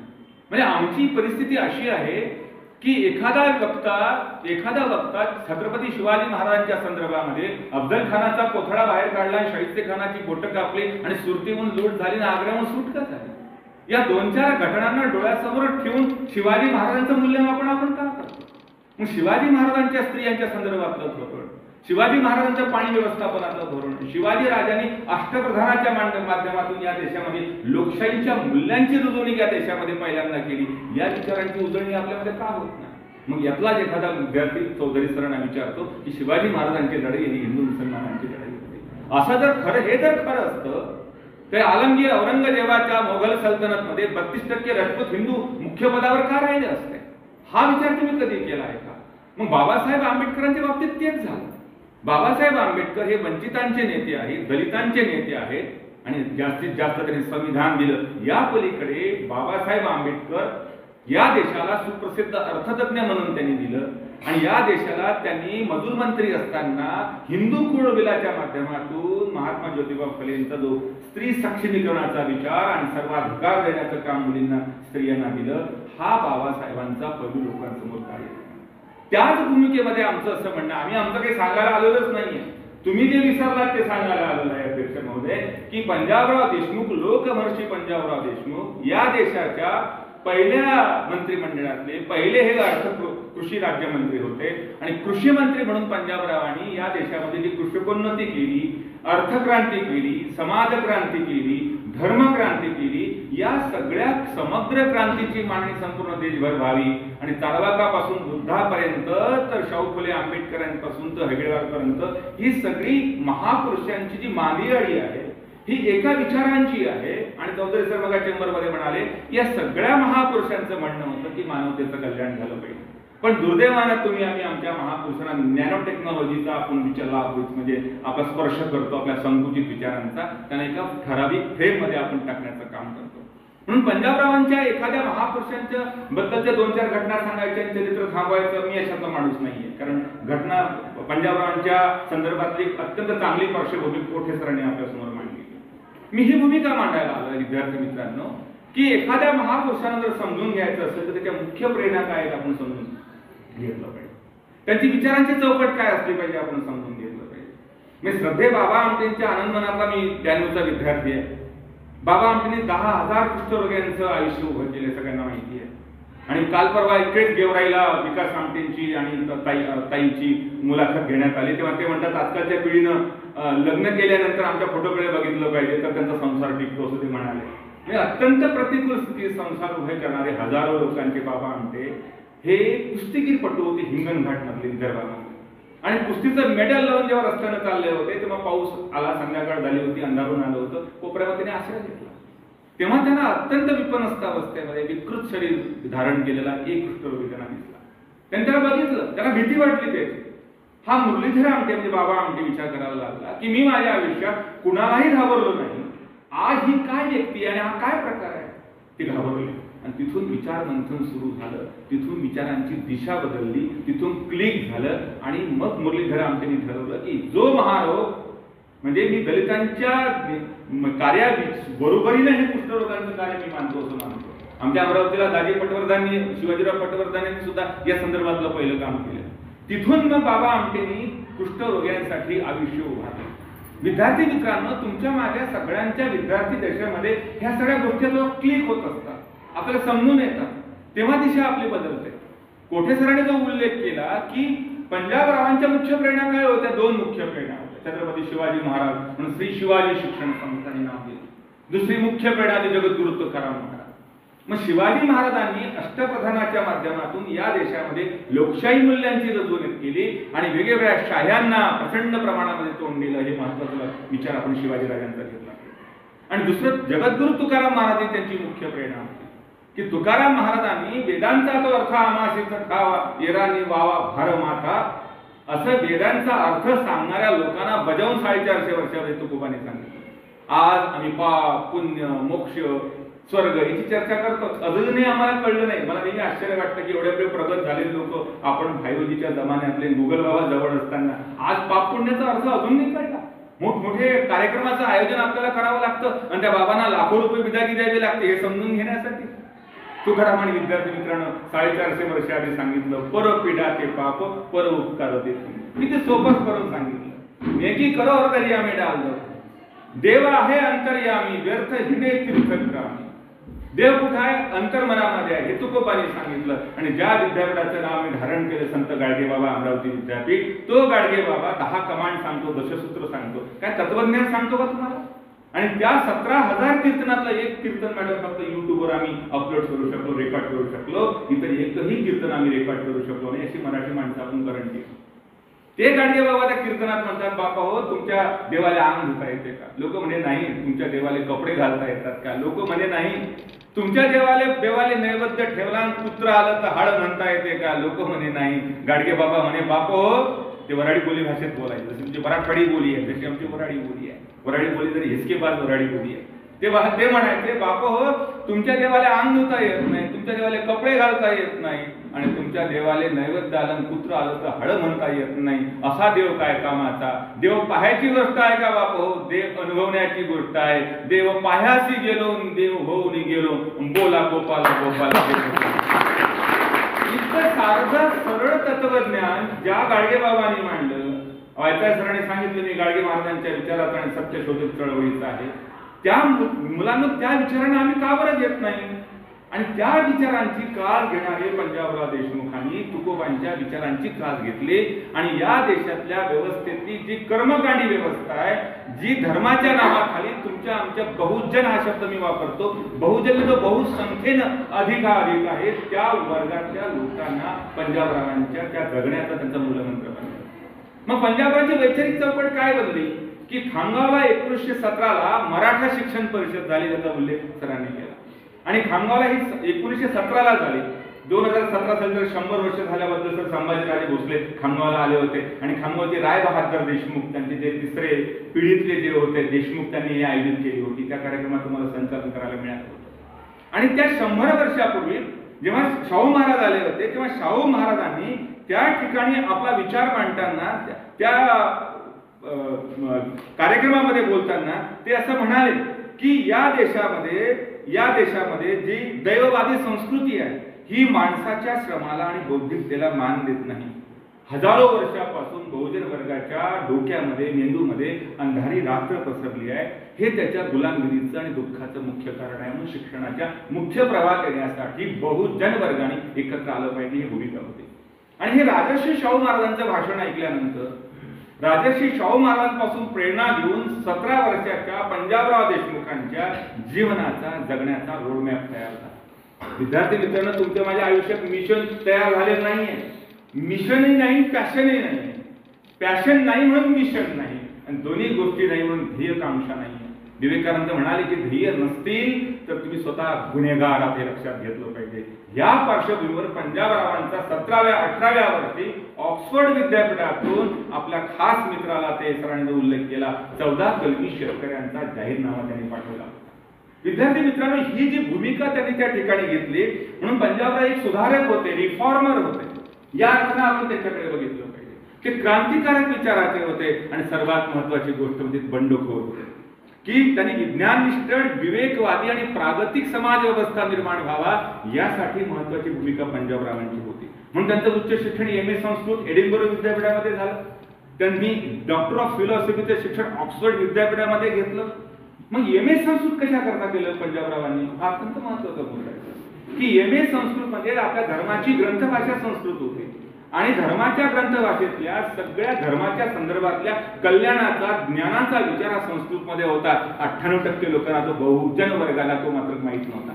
अशा या पार्श्वभूमीवर त्या धर्माची भाषा, धर्मातली सत्य भूमिका आम्हाला कळली पाहिजे, ही पंजाबरावांची भूमिका होती. कारण त्याचे प्रेरणास्थान कोण होतं? तुकाराम महाराज होते. तुकाराम महाराज काय म्हणतात? सत्य सत्य असी मने केले ग्वाही, मानी येले नाही बहुमता. खरं काय आणि खोटं काय मी माझ्या विवेकाला तपासून बघेन. तुम्ही विचार करता का कधी? तुमच्या व्हॉट्सअपवर एखादी पोस्ट येते, तुम्ही दिवसभरात एखादी दंगल होऊन जाते. म्हणजे बघा, आश्चर्य आहे की एवढं सगळं ओपन असताना सुद्धा आम्हाला ज्ञानाची चिकित्सा करायला आमच्या तरुण पिढीला वेळ आहे. खरं काय खोटं काय? ज्याप्रमाणे तथागत गौतम बुद्ध म्हणतात, मी जे बोलतो, मी जे मांडतो ते सगळं स्वीकारू नका. ते तुमच्या विवेकावर तपासून बघा, नंतर स्वीकारा. ही भूमिका पंजाबरावांची होती. म्हणून MA संस्कृत त्यांनी केलं. Doctor of philosophy DPhil Oxford विद्यापीठामध्ये पंजाबरावांनी धर्म, त्यांच्या PhDचा प्रबंधाचा विषय घेतला की या जगातल्या सगळ्या धर्मसंस्थेचा, या जगातल्या सर्व धर्मातल्या मूल्यांचा अभ्यास त्यांनी ऑक्सफर्ड विद्यापीठामध्ये केला. त्यांना यासाठी करायचं होतं की हजारो वर्षापासून धर्म या संस्थेने जे आमच्यावरती शोषणाची जी प्रक्रिया सुरू केली होती ते त्यांना शोधायची होती, त्याचे पुरावे त्यांना शोधायचे होते. म्हणून पंजाबरावांनी हा प्रबंध सादर केला ऑक्सफर्ड विद्यापीठाला. करण्यापूर्वी ते म्हणाले त्यांची शिष्यवृत्ती संपली होती आणि प्रोफेसर कीथ त्यांचे गाईड होते. प्रोफेसर कीथला म्हणाले, सर माझी स्कॉलरशिप संपले, आता मला भारतात परत जावं लागेल. शेवटचे काही 2-4 पेज किंवा काही तथ्य मांडायची होती पंजाबराव म्हणाले मला जावंच लागेल. आणि पंजाबराव भारतामध्ये परत आले. प्रोफेसर कीथने व्हाईस चान्सलर रिपोर्टिंग केलं ऑक्सफोर्ड विद्यापीठाच्या, तुमच्या माझ्या विद्यापीठाला नाही 100 वर्ष. आणि तिथे गेल्यानंतर त्यांनी सांगितलं दिसेला की असा एक विद्यार्थी आहे, त्यांनी प्रबंध छान लिहिला, धर्मशास्त्रावरची अत्यंत विवेकी आणि बुद्धिप्रामाण्यवादी मांडणी केली आहे, पण काही इनपुट्स टाकायचे आहेत बाकी, ते त्यांनी काही टाकलेले नाही. काय करायचं? 3 सदस्यीय समिती बसवली या प्रबंधावरती आणि 3 सदस्यीय समितीने या पंजाबरावांच्या धर्माचा वैदिक साहित्यातील उगम आणि विकास या वैचारिक परंपरेचा डिफिलच्या प्रबंधाबद्दल ही कमिटी काय म्हणते की जगातल्या एखाद्या व्यक्तीनं इतका सुंदर पद्धतीने मानवताबद्ध पद्धतीनं या सत्यनिष्ठेनं आणि चिकित्सा करणारा हा पहिला प्रबंध पंजाबरावांच्या धर्मबाबतीला आहे. म्हणून पंजाबरावांनी मानवतेवादाची मूल्यांची मांडणी करत, धर्माच्या विशाल उदारतेची मांडणी करत, त्यांच्या सामाजिक संस्थेची मांडणी करणारा हा प्रबंध असून हा प्रबंध स्वीकारायला काही हरकत नाही. आणि मला आनंद वाटतो की ऑक्सफर्ड विद्यापीठाने 1926 साली पंजाबरावांचा हा प्रबंध स्वीकारला आणि एखादा अपुरा प्रबंध स्वीकारून त्यांना डॉक्टर ऑफ फिलॉसॉफी ही पदवी बहाल करणारे ऑक्सफर्ड विद्यापीठ आणि पंजाबराव हे देशातले पहिले आहेत असं जगातील. आणि मग ते भारतामध्ये परत आले आणि भारतामध्ये परत आल्यानंतर 1932 साली त्या प्रबंधाची स्वतः ऑक्सफर्ड विद्यापीठाने सर म्हणजे प्रकाशित करण्यात आला. तो तुम्ही गुगलवर गेला किंवा रिसर्च केला तर तुम्हाला तो वेबसाईटवर वाचायला मिळेल, इतका जबरदस्त आहे. मी ती वैचारिक भूमिका मांडायला आलेला आहे. काय म्हणतात पंजाबराव त्या प्रबंधामध्ये? कर्मकांड व्यर्थ आहे, सामाजिक फूट पाडणारे आहे. मानवी समतेचं आणि स्वातंत्र्याचं रक्षण हीच खरी ईश्वर पूजा आहे. उपनिषदांमधला समतेचा विचार, वैदिक धर्मातले मानवतावादी सूत्र या संबंधीची चर्चा आपण अधिक केली पाहिजे. विधी कर्मकांडाची पहिल्यांदा चिकित्सा धर्मपंडित म्हणून पंजाबराव आणि बहुजन वर्गातला पहिला प्राच्य विद्यापंडित शरद पाटलानंतरचा हा कोण जर असेल तर पंजाबराव देशमुख आहे. आणि पंजाबराव देशमुख पुढे असं म्हणतात की माणूस हे उत्क्रांतीचं फळ आहे. धर्म आणि निसर्गाचा समन्वय केला पाहिजे. रूढीग्रस्त धर्माच्या सत्तेसाठी राजकारणात भेसळ करीत सत्तेसाठी समाजाचं ध्रुवीकरण करणाऱ्या लोकांचा आपण निषेध केला पाहिजे असं पंजाबराव 100 वर्षापूर्वी म्हणाले होते, जे आज मी विचारपीठावरून करू शकत नाही तर माझ्यावर कलम दाखल होऊ शकते. अशी आजची स्थिती आहे. ही धर्मचिकित्सा करून मानवतेचा आणि विद्यार्थी मित्रांनो बहुजनांच्या विकासाचा विचार पंजाबरावांनी मांडला. ते म्हणतात तलवार विसरा, भूतकाळ विसरा, जातीभेद पुरा आणि सेवा भाव घडा, जो राष्ट्रीय स्वयंसेवक संघाने 100 वर्षापासून RSSने सेवा भावाचा विचार केलेला. आणि म्हणून गावागावात जाऊन, ग्रामीण भागामध्ये जाऊन, मग रक्तदानाची चळवळ असो, नेत्रदानाची चळवळ असो, सेवाभावाची चळवळ असो, ही RSSनं देशाच्या पातळीवर, जगाच्या पातळीवर मांडली. त्याचा विचार आम्ही कधी केला आहे का? म्हणजे मी नेहमी विचार करतो की कोणत्याही एखाद्या संस्थेची, एखाद्या व्यक्तीची एकच बाजू आमच्या समोर येत असते, पण दुसरी बाजू शोधण्याचं काम तुमचं आमचं प्रत्येकाचं आहे. आणि म्हणून RSSने ही जी ताकद समाजामध्ये निर्माण केली, म्हणून RSS हा समाजाभिमुख झाला आणि समाजाभिमुख झाल्यामुळे आज देशामध्ये 14 पासून एका पक्षाला इतकी ताकद सामान्य जनतेने दिली. याचं सगळ्यात महत्वाचं मूळ कारण जर कोण असेल तर RSSची माणसं आहे. की जी RSSची माणसं हॉटेलमध्ये राहत नाही, ते एखाद्या आपल्या सेवकाच्या घरी राहतात, साधं जेवण करतात, साधे कपडे परिधान करतात आणि महत्वाची गोष्ट ते जमलं तर लग्न सुद्धा करत नाही. कोणताही स्वार्थ निर्माण झाला नाही पाहिजे ही त्यांची भूमिका आहे. मला वाटतं सामान्य जनतेमध्ये ही निष्ठा, ही तत्वनिष्ठा, ही विचारनिष्ठा आज आम्ही निर्माण करू शकलो काय? तुम्हाला तरी तरुण पोरांनो हे पहिल्यांदा शब्द तुम्ही ऐकता, तत्वनिष्ठा, आचारनिष्ठा, धर्मनिष्ठा, ही तरी तुमच्या कानावरून वरून जाते मला माहिती आहे. कारण तुमच्या पिढीच्या मनावर हे पॅशन आणि मिशन सर म्हणतात वगैरे सर मग बोलले आणि शिक्षक सुद्धा निर्माण करू शकले. शिक्षकांची कमाई काय आहे सर बोलले की विद्यार्थी त्याची कमाई असते, पण शिक्षक मात्र प्राध्यापक प्लॉट घ्यावे, बोलू नये पण बोलतो, प्लॉट घ्यावे, शेअर मार्केटिंग, कशात काय गुंतवणूक करावी, व्यवहार करून सांभाळला पाहिजे. तुकारामाचा विद्यार्थी आहे, 1 रुपया 4 आणे कमावलेच पाहिजे, पण त्या व्यवहारासोबत सामाजिक धारणा आपण धारण केल्या पाहिजे. त्या दिवशी आपण धारण करू ना त्या दिवशी वर्गात येणारी ही जी उपस्थिती आहे प्रमाणाच्या बाहेर एक दिवस वाढणार आहे. म्हणून राजन गवस काल परवा आमच्या इथे आले होते, ते असं म्हणाले होते हे निच्चंग टोक आहे सध्याच्या परिस्थितीला चाललेलं, याच्यापेक्षा खाली येऊ शकत नाही आता आपण आपल्या शिक्षणाच्या क्षेत्रामध्ये. राजन गवस कोल्हापूरचे ते म्हणाले आता याच्यानंतर आपण पुढे जाणार आहोत आणि निच्चांक पातळी दुर्दैवानं आम्हाला पाहावी लागत आहे, अनुभवावी लागत आहे. या पार्श्वभूमीवर पंजाबरावांनी 2 शब्दांची सर अत्यंत महत्वाची मांडणी केली, ज्याचा उल्लेख मला मराठवाड्यामध्ये मी अंबडला केला, मी बाबासाहेब आंबेडकर मराठवाडा विद्यापीठामध्ये सुद्धा केला. की पंजाबरावांनी 2 शब्दांची अत्यंत महत्वाची व्याख्या केली, मराठा आणि कुणबी शब्दांची व्याख्या केली आणि पंजाबरावांनी महाराष्ट्र धर्माची मांडणी केली. मराठा ही जात आहे का? आम्ही जात मानायला लागलो. मराठा ही जर जात असती माझ्या विद्यार्थी मित्रांनो, तर राष्ट्रगीतामध्ये मराठा शब्द असतात. 1952 साली पंजाबराव महाराष्ट्रावर आणि भारतभर केले आणि त्यांनी मांडणी केली. त्यांचं सूत्र मी तुम्हाला सांगतोय. म्हणजे मराठा ही जात असती तर आपल्या राष्ट्रगीतामध्ये हा शब्द असतात. मराठा ही जर जात असती विद्यार्थी मित्रांनो, तर मराठा बटालियन सीमेवर आज संरक्षण करण्यासाठी सिद्ध असतं. मराठा ही जात नाही, मराठा हा प्रदेशवाचक शब्द. आणि म्हणून मराठा महाराष्ट्राच्या बाहेर गेलो आपण तर आम्ही या जातीचे असं आपण सांगतो का? मी आज 7-8 दिवसापूर्वी पंजाबला गेलो होतो आणि पंजाबला गेल्यानंतर तिथले एका शीख धर्मियांनी मला विचारलं, आप कौन है? आप कहाँ से है? म्हणजे महाराष्ट्र से आए. कौन है? म्हणजे मराठा हो. म्हणजे आप वही मराठे हो, मरते नाही मारते हो. छाती वर झाली म्हणजे वही मराठा. ही भूमिका मराठा असण्याची आपण लक्षात घेतली. पंजाबरांनी दुसरी अत्यंत महत्वाची शब्दाची व्याख्या केली, कुणबी या शब्दाची व्याख्या केली. काही लोक साचेबद्ध मराठवाड्यात मांडतात की पंजाबरांनी कुणबी या शब्द फक्त पाटील देशमुखांना सोबत घेतलाय. मी त्या मांडणीला थोडं बाजूला करतो, प्रॉपर मांडणी करण्याचा प्रयत्न करतो की पंजाबरांनी असं म्हटलं विद्यार्थी मित्रांनो, कुणबी म्हणजे आपण जो बी पेरतो तो कुणबी आपण सगळे शेतकरी. समजून घ्या मागचे महत्वाचा शब्द आहे, तुमच्या हिताचा आहे. कुणबी या शब्दाचा अर्थ आहे आपण सगळे शेतकरी आहोत. मग शेतकरी आपण सोबत काय केलं? आपण व्यवसाय स्वीकारले, कारण शेती कमी पडत होती. मग मी तेल काढायला लागलो, मी तेली झालो, मी कपडे शिवायला लागलो, मी शिंपी झालो. हे व्यवसाय आम्ही स्वीकारले. पण दुर्दैवाने या व्यवसायानं आम्ही जाती मानलं. पंजाबराव म्हणाले हे व्यवसाय आहे, जाती नाही आहे. पंजाबराव पुढे जाऊन असं म्हणतात की पाटील, देशमुख, कुलकर्णी, इनामदार, वतनदार, जहागीरदार ही आजच्या भाषेमधले गॅझेटेड ऑफिसर होते इंग्रजांच्या काळामध्ये आणि शिवाजी महाराजांच्या स्वराज्याच्या काळामध्ये. या सगळ्या गॅझेटेड ऑफिसरला आम्ही जाती मानलं. पंजाबराव असं म्हणतात की कुणबी म्हणजे आपण सगळे शेतकरी आहोत आणि आपण सगळे शेतकरी जर आहोत 18 पगड जातीचे लोक, तर आपण सगळ्या शेतकऱ्यांनी ओबीसी दिलं पाहिजे, अशी पंजाबरावांची भूमिका होती. नुसते तेल्या माळ्यापासून तर कोष्ट्यापर्यंत ही पंजाबरावांची शेतीच्या संदर्भातली भूमिका होती. पण पंजाबरावाचं मराठवाड्यातल्या लोकांनी, पश्चिम महाराष्ट्रातल्या लोकांनी ऐकलं नाही असं म्हणतात. आणि दुर्दैवानं आज जी आरक्षणाच्या नावाखाली जो या पट्ट्यामध्ये आगडोम पसरलेला आहे त्याचं कारण हे आहे. विद्यार्थी मित्रांनो, मला डोळ्यांनी कमी दिसत होतं, डॉक्टरकडे गेलो आणि डॉक्टरने मला चष्मा दिला. चष्मा दिल्यानंतर मला दिसायला लागलं. मला फक्त दृष्टी आली, पण दृष्टिकोन नाही आले. महापुरुषांच्या विचारांना आम्हाला दृष्टिकोन प्राप्त होत असतात. त्या विचारांची पेरणी, त्या विचारांचं आचरण करणं गरजेचं आहे. ही पंजाबरावांची अत्यंत महत्वाची भूमिका. पंजाबराव त्यांच्या पंजाबराव कृतिशील विचारवंत होते. माझ्यासारखे बोलके सुधारक नव्हते. म्हणजे शिवाजी राजांनी जे स्वराज्य नावाचा विचार केला, मुठभर मावळे एकत्र आले आणि 18 पगड जातीच्या लोकांना एकत्र आणलं, हे सोपं काम नव्हतं. स्वतःपासून सुरुवात करावी लागली. जावळीचे मोरे जे होते, चंद्रराव मोऱ्यांनी निरोप पाठवला शिवाजी राजांना की मोऱ्यांना की तुम्ही स्वराज्यामध्ये दाखल व्हा. चंद्रराव मोरे निरोप पाठवला की तू कोण, कुठला कोण, आम्हाला शिकवतो, आम्ही तर आदिलशहाचे, निजामशहाचे चाकर आहोत, तुझा बाप सुद्धा चाकर होता.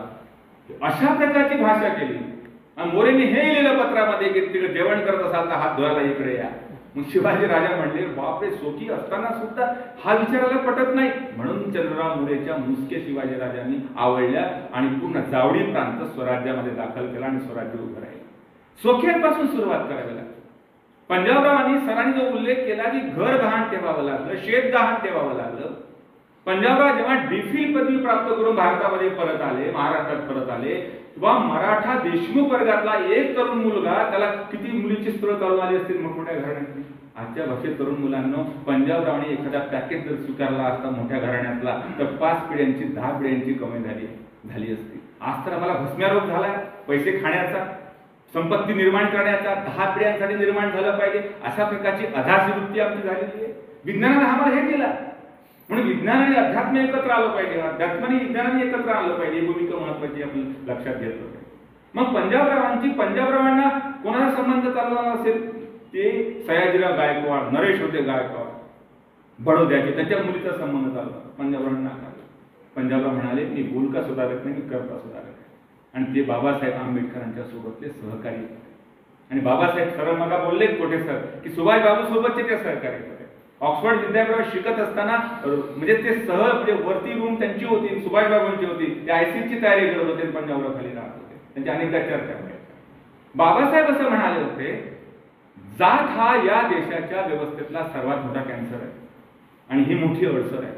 मग जात फॅक्टर जर दूर करायचा असेल तर तुमच्या माझ्यामध्ये रोटी बेटी व्यवहार तयार झाले पाहिजे, तरच जात नावाचा फॅक्टर संपेल. पण दुर्दैवानं या देशामध्ये जात संपू शकत नाही, रोटी बेटी व्यवहाराने पुढे अजून चालू केलेच नाही. हा जो जाती अंताचा जो लढाई बाबासाहेब आंबेडकरांची होती, तो विचार लक्षात घेऊन पंजाबरावांनी पहिल्यांदा या देशामध्ये इंटरकास्ट मॅरेज केलं. ठरवून लव्ह मॅरेज नाही केलं, ठरवून अरेंज मॅरेज केलं. दुसऱ्या जातीच्या मुलीशी लग्न केलं, सवर्ण जातीच्या लग्न केलं मुंबईला प्रार्थना समाज पद्धतीने. आणि त्यांच्या मध्यस्थी होते प्रबोधनकार ठाकरे. 5 रुपयात लग्न झालं. आणि पंजाबराव परत आले 1927ला अमरावतीला. आणि अमरावतीला आल्यानंतर तुमच्या गावामध्ये एखादा मुख्य चौक असेल, तसा मुख्य चौक आमच्या अमरावतीला राजकमल चौक आहे. त्या राजकमल चौकात सिटी कोतवाली क्लब एक मोठं ग्राउंड आहे. मग मित्र म्हणाले पंजाबरावांचे, लग्न केलं सांगितलं नाही, 5 रुपयात केलं, रिसेप्शन तरी दे. पंजाबरावांनी रिसेप्शन देण्याचं ठरवलं. 1927चा काळ होता. अस्पृश्य ह्या चळवळी सुरू झाल्या होत्या. सहभोजनाचे कार्यक्रम सुरू झाले होते. निर्मूलनाची चळवळ उभारण्यात आली होती. बाबासाहेबांचं नेतृत्व पुढे आलं होतं. शाहू फुले, आंबेडकर हे सगळे लोक पुढे आले होते. पंजाबरावांनी काय केलं, रिसेप्शन ठेवलं मुलांना. आणि त्या रिसेप्शनसाठी पंजाबरावांनी धनिकांना बोलावलं, श्रीमंतांना बोलावलं, श्रमिकांना बोलावलं, शेतकऱ्यांना बोलावलं आणि आपल्या अत्यंत विद्वान मित्रांना सुद्धा बोलावलं. जीव घातलं. 7-8 दिवसानंतर कुठे सर त्यांची भेट झाली कुठे एका चांगल्या मित्राची, धनिक मित्राची, उच्चवर्णीय मित्राची. तो मित्र म्हणाला, अरे पंजाब खूप छान मेनू होते, ते रसगुल्ला, गुलाबजाम काय छान बनवले होते, बासुंदी तर खूपच छान होती, अप्रतिम होती. कोणी पदार्थ बनवले होते? खूप आनंद वाटला आम्हाला. पंजाबरावांना तुला माहिती आहे का पदार्थ कोणी बनवले होते? मेहतर आणि दलित जातीचे लोक स्वयंपाकी होते. त्यांनी हा पदार्थ बनवला. तो उच्च जातीचा तो माणूस तोंडामध्ये पाणी घेऊन घशामध्ये बोट घालून माझा धर्म वाटला असं बोलत. पंजाबरावांनी एका दगडात 2-4 पक्षी मारले. सहभोजनाची चळवळ उभारली. पंजाबरावांची आई पंजाबरावला म्हणाली, पितृमोक्ष अमावस्या आहे, आज पितरांना जीव घालायचा आहे. आपला देशच खूप महान आहे, जिवंतपणे जीव घालायचा नाही, मेल्यानंतर काय काय करायचं. म्हणजे माझ्या आईचं मी उदाहरण देतो. माझ्या आईचं माझ्या आजीचं काही पटत नव्हतं सर, बिलकुल पटत नव्हतं. ती कधी तेलही वाढत नव्हती, पोळी वाढत नव्हती. पण आजी गेली, पण माझ्या घरी पितृमोक्ष अमावस्या असली की माझ्या घरी सर्वाधिक पात्र वाढण्यासाठी 10 प्रकारच्या चटण्या, 15 प्रकारच्या भाज्या करण्यासाठी सर्वात पुढे जर कोण असते माझी आई असते. आणि तिच्या चेहऱ्यावर असे भाव असतात की बुडीला मी जीव घालून राहिली. आणि ते बुडीच्या फोटोतून पाहिजे की आता जीवन फोटोच्या बाहेर येईल की काय मला भीती वाटते. आणि माझे वडील आनंदित होतात की काय माझी बायको. मुद्दा गमतीचा जाऊ द्या, जिवंतपणे खाऊ घालायचं नाही आणि मेल्यानंतर कर्मकांडाची चिकित्सा न करता तो स्वीकारायचं. हा बहुजन वर्गाच्या दुःखाचंही मुख्य कारण की अंत्यसंस्कार. मी मराठीचा प्राध्यापक आहे, 14 सर मराठीचे प्राध्यापक आहे. अंत्यसंस्काराचा विग्रह करा. शेवटचा संस्कार, अंत्य म्हणजे शेवटचा. मग शेवटचा संस्कार असल्यानंतर ओली क्रिया, साधी क्रिया, दशक्रिया, हे काय चाललंय आपल्या समाजात. पंजाबराव आई म्हणाले, अरे जा पितृजीव घालायचे 11. पंजाबरावांनी काय प्रश्न विचारला, अगं आई आपले पितृ वर्षभर पुढे जेवायला जातात. पहिला प्रश्न. दुसरा, आजच कसे काय आले? पंजाबराव म्हणाले, आई बोलू नकोस, जा पहिले पितरांना जीव घाल. पंजाबराव सरळ महारवाड्यात गेले आणि आपल्या 11 महार मित्रांना घेऊन आले आणि त्यांना जीव घातलं. ही स्वतःपासून जाती निर्मूलनाची चळवळ करणारे हे पंजाबराव आहे. ज्या अंबादेवीच्या मंदिराचा सत्याग्रह करण्यासाठी 1927ला डॉक्टर आंबेडकरांना सत्याग्रह समितीचं अध्यक्ष पंजाबरावांनी केलं. तिथल्या मिलिंद, तिथले चिमोटे, जोशी या लोकांनी त्याला विरोध केला आणि अंबादेवीच्या सत्याग्रहाची मूर्तबेळ अमरावतीमध्ये केली. आणि त्यानंतर बाबासाहेब आंबेडकरांनी मग नाशिकच्या काळाराम मंदिराचा सत्याग्रह देशभर सुरू झाला. पंजाबरावांनी अत्यंत एक महत्वाचं बिल मांडलं होतं. ते 13 नोव्हेंबर 1932 साली मध्य प्रांताच्या वऱ्हाड प्रांतामध्ये ते मंत्री होते. पंजाबरावांनी ही भूमिका मांडली. विद्यार्थी मित्रांनो समजून घ्या थोडी. धार्मिक कोणतीही ठेस न पोहोचता त्यांनी अशी भूमिका मांडली की या देशातल्या, फक्त हिंदू धर्मातल्याच नाही, बघा महत्वाच्या शब्दाचा उद्देश आहे की या देशातल्या सगळ्या धर्मस्थळांमधला, सगळ्या प्रार्थना स्थळांमधल्या पेटीतला, दानपेटीतला पैसा हा शेतकऱ्यांच्या मुलांच्या स्कॉलरशिपसाठी, त्यांच्या आरोग्यासाठी, कुपोषणावर काम करण्यासाठी आणि ज्या माता बाळंतपणामध्ये जातात त्यांच्यावर उपचार करण्यासाठी वापरावा. हे अत्यंत महत्वाचं विधेयक पंजाबरावांनी मांडलेलं. त्या पंजाबरावांच्या विधेयकाला लोकांनी हाणून पाडलं आणि त्याच्यामध्ये धर्म नावाचा विचार पुढे आणला. मी विचार करतो की एका पद्मनाभांच्या मंदिरामध्ये 6 लाख कोटी रुपये दडलेले आहेत, ते अजून बाहेर आले नाही. 10,000 एकर जमीन जी विठ्ठलाच्या मंदिराची आमचे गोरगरीब लोक दान करून टाकतात, त्या जमिनीचा सातबारा अजून सापडत नाहीये. तुळजापूरच्या भवानीच्या गळ्यातले आदिलशाह, निजामशाह, कुतुबशाहच्या काळातले दागिने दिलेले ते अजून सापडत नाहीये. आणि इकडे मात्र गोरगरीब पोरांना अजूनही शिक्षण आता पैसे देऊन घ्यावं लागत आहे, स्कॉलरशिप मिळत नाही, अशी स्थिती आहे. विद्यार्थी मित्रांनो, ज्या निजामाबद्दल तुम्ही बोलता तो निजाम सगळ्या जगामध्ये कशासाठी प्रसिद्ध होता? अत्यंत कंजूसपणासाठी प्रसिद्ध होता. त्या निजामाला पंजाबरावांचं जेव्हा शिष्टमंडळ नेतृत्वामध्ये इथे आलं हैदराबादला 1945 साली, आणि तिथे आल्यानंतर 7-8 दिवस शिष्टाई पंजाबरावांनी केली आणि गोरगरिबाच्या शिक्षणासाठी मला विदर्भात एक शिक्षण संस्था स्थापन करायची आहे अशी चर्चा केल्यानंतर त्या उस्मान अली जो मुख्य त्याचा निजाम होता, त्या निजामाने 2 लाख रुपये देण्याचं ठरवलं. त्याचा पहिला हप्ता 1 लाख रुपये पंजाबरावांच्या शिष्टमंडळाच्या हाती सुपूर्द केला. पंजाबराव अमरावतीमध्ये परत आले. ही कहाणी यासाठी सांगतो सर की त्या कॉलेजचा मी प्राध्यापक आहे की तिथे आल्यानंतर पंजाबरावांनी 18 एकर सर ग्रीनफील्ड नावाचा जो इंग्रज अधिकारी होता, हा बेरार प्रांताचा मुख्य होता. म्हणजे बेरार प्रांत इंग्रज आणि निजाम यांची संयुक्त तिथे गडी बसवलेली होती आणि त्यांनी 18 एकर जमीन आम्हाला दिली आणि कला, वाणिज्य, विज्ञान, कृषी आणि विधी अशा 5 शाखा स्थापन करण्यात आल्या. त्यातलं आर्ट्स कॉमर्स कॉलेज या कॉलेजमध्ये मी उभा असतो आणि त्या कॉलेजचं उद्घाटन करण्यासाठी तो प्रिन्स, हैदराबादचा निजामाचा मुलगा प्रिन्स तिथे उद्घाटनाला आला. प्रिन्सने एक अट टाकली होती सर की हे करताना कुठे सर किंवा तुम्ही एक उर्दू हायस्कूल करा, उर्दू कॉलेज करा. नंतर खामगाव जिल्हा बुलढाणा जलम नाका नावाचा एक नाका आहे, त्या ठिकाणी तेव्हा 1946 साली एक मोठं कनिष्ठ महाविद्यालय उर्दू हायस्कूल काढलं पंजाबरावांनी. तिथलं उद्घाटन झाल्यानंतर अमरावतीतून त्याला खामगावला आणलं आणि तिथं उद्घाटन केलं. मुद्दा असा आहे की त्यावेळी लोकांनी पंजाबरावांना मुस्लिमांचा एजंट आणि इंग्रजांचा दलाल म्हणून पंजाबरावांना विनवलं होतं. ती संस्था जर स्थापन झाली नसती तर शिक्षणाच्या क्षेत्रामध्ये आमच्यासारखी शेतकऱ्यांची मुलं आज ही कोट मोठ घालून तुमच्यासमोर उभी राहिली नसती. इतकं मोठं काम पंजाबरावांनी केलं.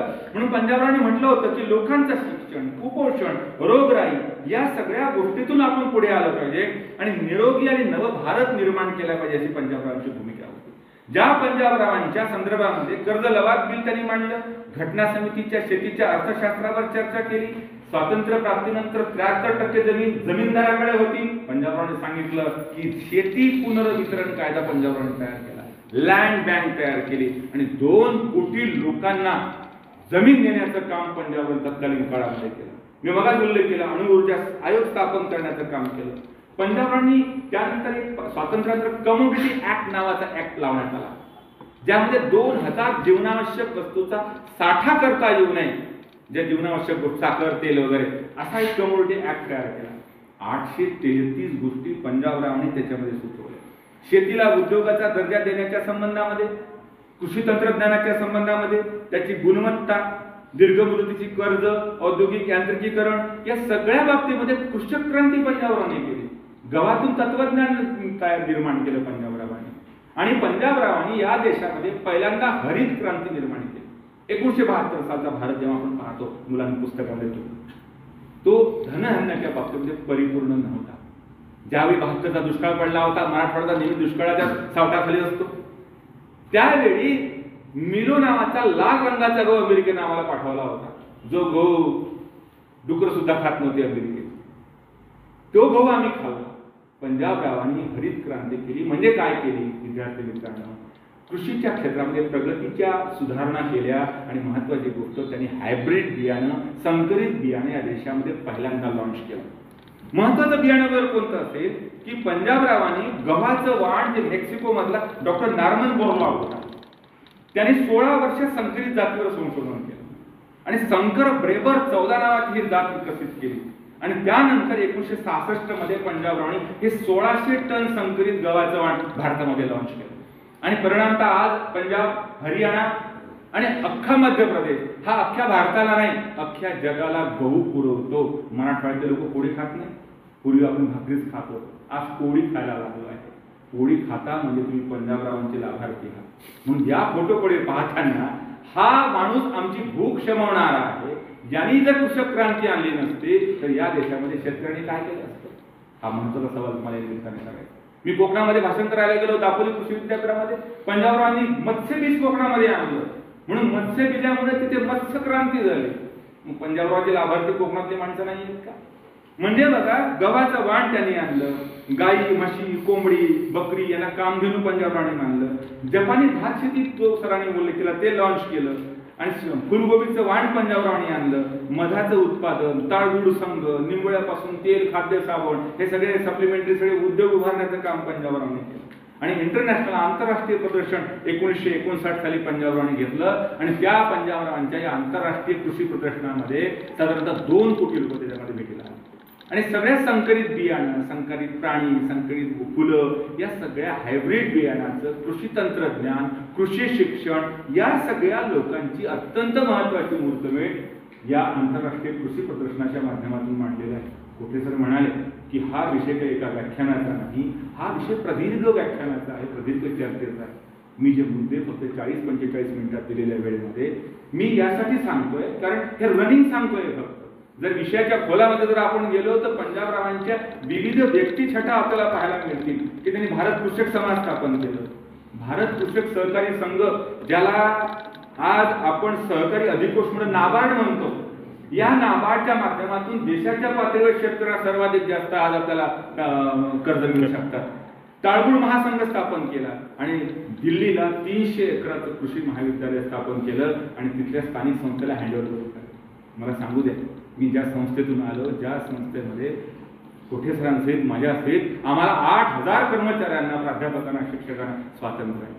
माझी एकमेव अशी संस्था आहे की ज्यात पंजाबरावांचा सर एकही दूरचाही नातेवाईकात नाही. 5 वर्षांनी लोकशाही पद्धतीने निवडणूक होते आणि आमच्या संस्थेची पूर्ण कार्यक्रम लॉन्च होते आणि 1.5 लाख विद्यार्थी आहेत. इतकं मूलभूत स्वातंत्र्य असणारी जगाच्या पाठीवर आमची एकमेव संस्था आणि ज्या संस्थेमध्ये तत्वावरती, विचारांवरती चालण्याचं काम ज्याने केलं आणि हजारो लाखो लोकांसाठी हा विचार करण्याचं काम केलं. म्हणून ग्रामीण अर्थव्यवस्था, शेतकरी, कृषी तंत्रज्ञान, ग्रामीण तंत्रज्ञान या सगळ्या विषयाची मांडणी पंजाबरावांनी केली. आणि पंजाबरावांच्या शेवटचा जो 5 मिनिटाचा जो अवधी जो मी घेतो तो पंजाबरावांच्या संविधान सभेच्या संदर्भात. असं म्हणतात की बाबासाहेब आंबेडकरांचं संविधान सभेतलं त्यांचं योगदान सर्वश्रेष्ठ योगदान आहे. या देशाला जे संविधान बाबासाहेबांनी दिलं ते लोकांनी लोकांच्या पायी अर्पण केलेलं आहे, ते कोणाच्या पायी अर्पण केलेलं नाहीये. म्हणून 75 वर्षानंतर संविधान निर्मितीनंतर सुद्धा आज देश आपला अखंड आहे, कायम आहे. तर सर्वाधिक श्रेय जर कोणाचं असेल तर ते बाबासाहेब आंबेडकरांचं. आणि म्हणून बाबासाहेब आंबेडकरांच्या सोबत हे काम करताना जे अत्यंत महत्वाची बाजू आहे की एक अद्वितीय योगदान आहे. The chief of constitution drafting committee, the chief of icon Indian constitution, हे बाबासाहेबांचं अत्यंत महत्वाचं काम आहे. पण पुढे हरिनारके नावाचे विचारवंत असं म्हणतात की बाबासाहेबांनंतर संविधान सभेमध्ये जर मला कोणी विचारलं तर सर्वात महत्वाचं योगदान जर कोणाचं असेल तर मी डॉक्टर पंजाबराव देशमुखांचं आहे असं मी मानतो. 308 मेंबर होते. काही पॉलिटिकल सायन्सचे विद्यार्थी असतील तिकडचे जरा मनापासून ऐका, कधी कधी ऐकलं पाहिजे. 24 तास चॅनल चालू आहेत, मनोरंजन फॉरवर्ड करणे यातच आपला वेळ जर गेला तर उद्या आपली पिढी विचारणार नाही तुम्ही काय केलं कॉलेजमध्ये, बरोबर की नाही. कधी कधी प्रेरणा घेणारं, वैचारिक गांभीर्य असणारं, मला गॅदरिंगला बोलवलं, मी गॅदरिंग सारखं बोलेल, पण मी गॅदरिंगला आलो आहे का, मी का गंभीर विषयावर चर्चा करण्यासाठी आलो. आणि गंभीर बोललं पाहिजे. कीर्तन, प्रवचन, व्याख्यान कशासाठी असतात? प्रेरणा देण्यासाठी असतात, जीवन बदलण्यासाठी असतात. पण तुम्ही आणि हे सगळी माध्यमं कशासाठी वापरतोय आता? मनोरंजनासाठी. कीर्तनकार सासू सुनेच्या गोष्टी सांगू सांगू जे हसवतो तुम्हाला, मग तुम्ही काय कीर्तनकार जबरदस्त आहे. अरे म्हणजे नवीन कन्सेप्ट तयार झाली सर. म्हणजे व्याख्यानाचाही एक पात्र प्रयोग असते. व्याख्यान एक पात्र प्रयोग कसं का असतो? म्हणजे तुमच्या महाराष्ट्रातल्या लक्ष्मण देशपांडेंनी 36 भूमिका एक पात्र प्रयोग चला वराह निघाल लंडनला काढला, तो आहे एक पात्र प्रयोग. भाषण कसं का असू शकते एक पात्र प्रयोग? म्हणून तुला गंभीर 5 मिनिटं 7 मिनिटं ऐका, जरा सावधान राहा, ऐका, तुमचा कान तयार करा, नॉन इश्यूज बाजूला टाका, इश्यूज जे आपल्या जीवनाचे आहेत ते डोक्यात घाला. बघा आयुष्य खूप सुंदर आहे, डिप्रेशन कधीच येणार. 308 मेंबर होते. 308 पैकी 250 मेंबर हे कॉर्पोरेट जगात म्हणजे संस्थानिक होते, उरलेले कॉर्पोरेट होते. मग मला सांगा, कॉर्पोरेट लोकांना आणि संस्थानिक लोकांना लोकशाही देणे देणं होतं? बिलकुल नाही. मग उरलं कोण? सरदार वल्लभभाई पटेल उरले, बाबासाहेब आंबेडकर, पंजाबराव देशमुख, पंडित जवाहरलाल नेहरू, सरोजिनी नायडू, हे लोक उरले, प्रोफेसर भार्गव. या लोकांनी ही घटना संकलित केली आणि 500 डिबेट झाले. 500 डिबेट विधेयकावर चर्चा झाली. त्या 350 विधेयकावर चर्चा पंजाबरावांनी घडवून आणली. बघा, लक्षात घ्या. आणि हे सगळं 2 वर्ष 6 महिने 9 महिने जे काही कालावधी लागला, हे सगळे पंजाबरावांची स्पीचेस, भाषणं उपलब्ध आहेत. वेबसाईटवर ओपन करा ना. हे एक महत्वाची बाब आहे की गुगलवर काय शोधलं पाहिजे, युट्यूबवर कोणाचं भाषण ऐकलं पाहिजे. युट्यूबवरती प्रमोद महाजनचं हाऊस मधलं अविश्वासावरचं भाषण किती लोकांनी ऐकलं 1.5 घंट्याचं. काय जबरदस्त युक्ती आहे प्रमोद महाजनचं. प्रमोद महाजननी म्हाडगी प्रबोधिनीमध्ये वक्तृत्व कसे असावे यावरती 4 भाग आहेत, सुंदर रेकॉर्डिंग झालेले आहेत. किती लोकांनी ऐकले? मला वाटतं हे महत्त्वाचं, हे इश्यूज आपले आहेत, यांना आपण शोधलं पाहिजे. मुख्य विषय असा की 308 मेंबर होते, मग 350 डिबेट झाले. या 350 डिबेटमध्ये पंजाबरावांनी सहभाग नोंदवला. फक्त रीड करतो, डिटेल सांगत नाही. या देशाच्या नागरिक देशाचा कोण असावा? कलम 5. काही लोक म्हणले जो भारतात राहतो त्याला आपण देऊन टाकू भारतीय म्हणून नागरिक. पंजाबराव नाही. जर एखाद्या विमानतळावर एखाद्या परदेशी जोडपं आलं, त्यांचं लग्न झालेलं आहे, मुलं बाळताना तिथेच झालं, मग त्याला का भारतीय म्हणायचं का? 5 वर्ष या देशात तो राहायला पाहिजे, तरच त्याला भारतीय नागरिक असावा. राष्ट्रपतीच्या तरतुदी कलम 87. संसदेचं सत्र कसं सुरू होतं, अभिभाषण कसं असावं, त्या अभिभाषणावर चर्चा काय करावी. पंजाबरावांनी 1951 साली हे सगळं सुचवलं. कार्यपालिका आणि न्यायपालिका यांचे अधिकार काय असावे. या देशामध्ये, जगामध्ये सर्वोच्च स्वतंत्र व्यवस्था न्यायालयाची फक्त भारतामध्ये आहे. त्या न्यायालयाला, सुप्रीम कोर्टाला कोणी हात लावू शकत नाही. इतकी संविधानात भक्कम त्याला केलेला आहे. पंजाबरावांनी हे स्वातंत्र्याची हमी देणारं कलम यावरती चर्चा घडवून आणली. राज्यपालांचे अधिकार काय असावे, कलम 131. एखादा राज्यपाल चुकीचं काम करत असेल, चुकीचं बोलत असेल, राष्ट्रपतीला त्याला बोलावता आलं पाहिजे. पंजाबरावांनी चर्चा घडवून आणली. मुख्यमंत्र्यांची कर्तव्य काय असावी, कलम 167. संसद सदस्यांचे विशेषाधिकार काय असावे, कलम 2586. आजचे 105, 194. या अंतर्गत राहुल गांधींचं जे त्यांचं पद गेलं होतं खासदारकीचं, तेव्हा हाऊस म्हणजे सुप्रीम कोर्टासमोर जेव्हा वकिलांनी जी भूमिका मांडली, तेव्हा भूमिका म्हणताना पंजाबरावांच्या संसद सदस्यांच्या विशेषाधिकाराचा संविधान समितीतल्या चर्चेतला मुद्दा मांडला होता. तेव्हा राहुल गांधीला खासदारकी परत मिळाली. घटनेची भाषा संदिग्ध असू नये असं पंजाबराव म्हणाले होते. किंतु, परंतु, तथापि. बायचा सरांनी असं किंतु, परंतु, तथापि केलंच नाही. कोठे सरांना एका सेकंदात सांगितलं, टेन्शन घेऊ नका, तुम्ही या, मी सभा आयोजित करतो. टाळ्या वाजवायच्या. विद्यार्थी मित्रांनो, मग पंजाबरावांनी किंतु, परंतु, तथापि सगळे वाक्य काढून टाका घटनामध्ये. एक वाक्य 64 वाक्यांचं, 64 शब्दांचं, एक 72 शब्दांचं होतं. पंजाबरावांनी दीर्घ वाक्य काढून टाका. हिंदी भाषा राष्ट्रभाषा असावी की नसावी, राष्ट्रध्वज कोणता असावा, शेतकरी हित रक्षणाचं बिल कोणतं असावं, विश्वस्त संस्थानाची संपत्तीचं विधेयकावर चर्चा पंजाबरावांनी घडवून आणली. लक्षात घ्या, या संस्थेचे अध्यक्ष जर खासदार, माजी खासदार पूनम महाजन असतील, तर त्या संस्थेच्या त्या मालक नाही आहे. त्या संस्थेच्या कोण आहेत? विश्वस्त आहेत. हे संविधान समितीमध्ये आहे. आमच्या संस्थेतील सगळी माणसं विश्वस्त आहेत. कोठे सगळे विश्वस्त आहेत, त्यात काम करणारी, कर्तव्य भावनेनं काम करणारी आम्ही सगळे चाकर मंडळीय, ही भावना आमच्या मनामध्ये असली पाहिजे. मुलांनो, संविधान सभेतल्या या सगळ्या विधेयकावरती पंजाबरावांचा अत्यंत सक्रिय सहभाग आहे. एक सत्र घेतो तर विस्ताराने या सगळ्या कलमांची चर्चा करत आहे. जेव्हा शेवटची वेळ आली आणि पंजाबराव बाबासाहेबांनी घटना सुपूर्द केली राजेंद्र बाबूच्या, आणि शेवटचं भाषण करताना बाबासाहेब म्हणाले की ही घटना समितीमध्ये मला अनेक विधेयकावर चर्चा घडून आणण्यासाठी, मला मॉरल सपोर्ट देण्याचं काम आणि काँग्रेसच्या विधिमंडळाच्या राजकारणाच्या बाहेर जाऊन अनेक मुद्द्यांना मला भावनिक पाठिंबा देण्याचं काम पंजाबरावांनी केलं. पंजाबराव या घटना समिती जर मध्ये नसते तर ही घटना समिती मुक्या बाहेरांची राहिली असती, असा पंजाबरावांच्या संविधान सभेतला साक्षात डॉक्टर बाबासाहेबांनी गौरव केलेला आहे. विद्यार्थी मित्रांनो, अशा प्रकारे संसद सदस्यांच्या म्हणजे संविधान सभेतलं धर्मक्रांती, विचारक्रांती, अर्थक्रांती, कृषी क्रांती या सगळ्या क्रांती करण्याचं काम पंजाबरावांनी केलं. त्या पंजाबरावांच्या विचारांचा वसा मांडण्यासाठी महाराष्ट्रभर आम्ही फिरतोय आणि त्या निमित्तानं आपल्यासारख्या अत्यंत प्रागतिक विचाराच्या संस्थेने जी आम्हाला या ठिकाणी विचार मांडण्याची संधी दिली, त्याबद्दल मी व्यवस्थापनाचे आणि आपल्या सर्वांचे आभार मानताना कोठे सरांनी धनवंतरी कॉलेजकडनं ह्या व्याख्यानांचं आयोजन करण्यासाठी मला विशेष संधी दिली, मी त्याबद्दल मी त्यांचे आभार मानतो. आणि आपले आभार काय मानावे की तुम्ही 40-45 म्हणता 50 मिनिटं माझ्या घड्याळात झाले. मी यासाठी बोलत बोलत पुढे 10-15 मिनिटं पुढे गेलो तर तुमच्या चेहऱ्यावरचे भाव असे सांगत होते, सर तुम्ही बोलताय ते खरं आहे, बोला थोडं थोडं. म्हणून मलाही जरा उत्साह वाढला. काही लोक थांबाही म्हणले. मग मन केवढा ओळखतो लोकांच्या मनात. पण काही का असेना तर तुम्ही सगळ्या लोकांनी इतकं सुंदर पद्धतीने हे विचार ऐकले आणि हे विचार ऐकल्यानंतर त्या विचारांचं मिशन तुम्ही तयार करा आणि तुमचं आयुष्य सुंदर करण्यासाठी उत्तम नागरिक हा विद्यार्थी मित्रांनो. दुर्दैवाने तुमच्या आमच्या सिलेबसमध्ये फक्त 20 मार्काचंच नागरिक शास्त्र आहे. मग उत्तम नागरिक कसा घडेल आहे की नाही? उत्तम नागरिक घडण्यासाठी उत्तम संस्कारित आपल्याला व्हावं लागेल, उत्तम वाचन आपल्याला करावं लागेल आणि प्रमोद-जिंच्यासारखं नेतृत्व डोळ्यासमोर ठेवून RSS सारखी विचारशलाका जी सेवाभावाची आहे ती डोळ्यासमोर ठेवून आपल्याला आपल्या आयुष्यामध्ये काहीतरी करता येईल का याचा अधिकाधिक विचार करण्यासाठी ही महापुरुषांची विचारयात्रा या ठिकाणी आली आणि तुम्ही मला ऐकलं त्याबद्दल मी आपला अत्यंत मनापासून आभार मानतो. जय हिंद, जय महाराष्ट्र, वंदे मातरम.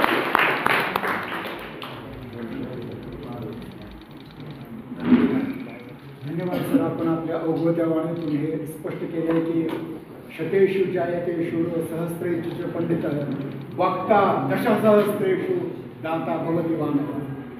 मित्रांनो, खूप काही सरांनी सांगितलंय. मी आपणामध्ये थांबत नाही, फक्त एक सुतोवाच करतो की आता सगळे व्हिडिओ रेकॉर्डिंग बरेचसे यूट्यूबवर जाणार. तुम्ही जेवढे 55 विद्यार्थी समोर आहे असे 1000 विद्यार्थ्यांपर्यंत तुमचा संदेश नक्की जाईल असं मी आश्वासन देतो. आणि या कार्यक्रमाचा अध्यक्ष समारोप करण्यासाठी प्राचार्य सरांना निमंत्रित करतो. आदरणीय प्राचार्य प्रोफेसर डॉक्टर प्रशांत चौधरी.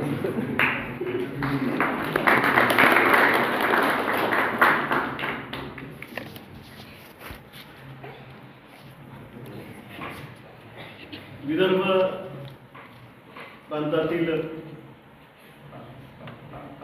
ज्यांना विदर्भाचे हृदय सम्राट असा मी पुस्तकामध्ये उल्लेख ऐकला वाचला. डॉक्टर पंजाबराव देशमुख आपल्या भारताचे पहिले कृषी राज्यमंत्री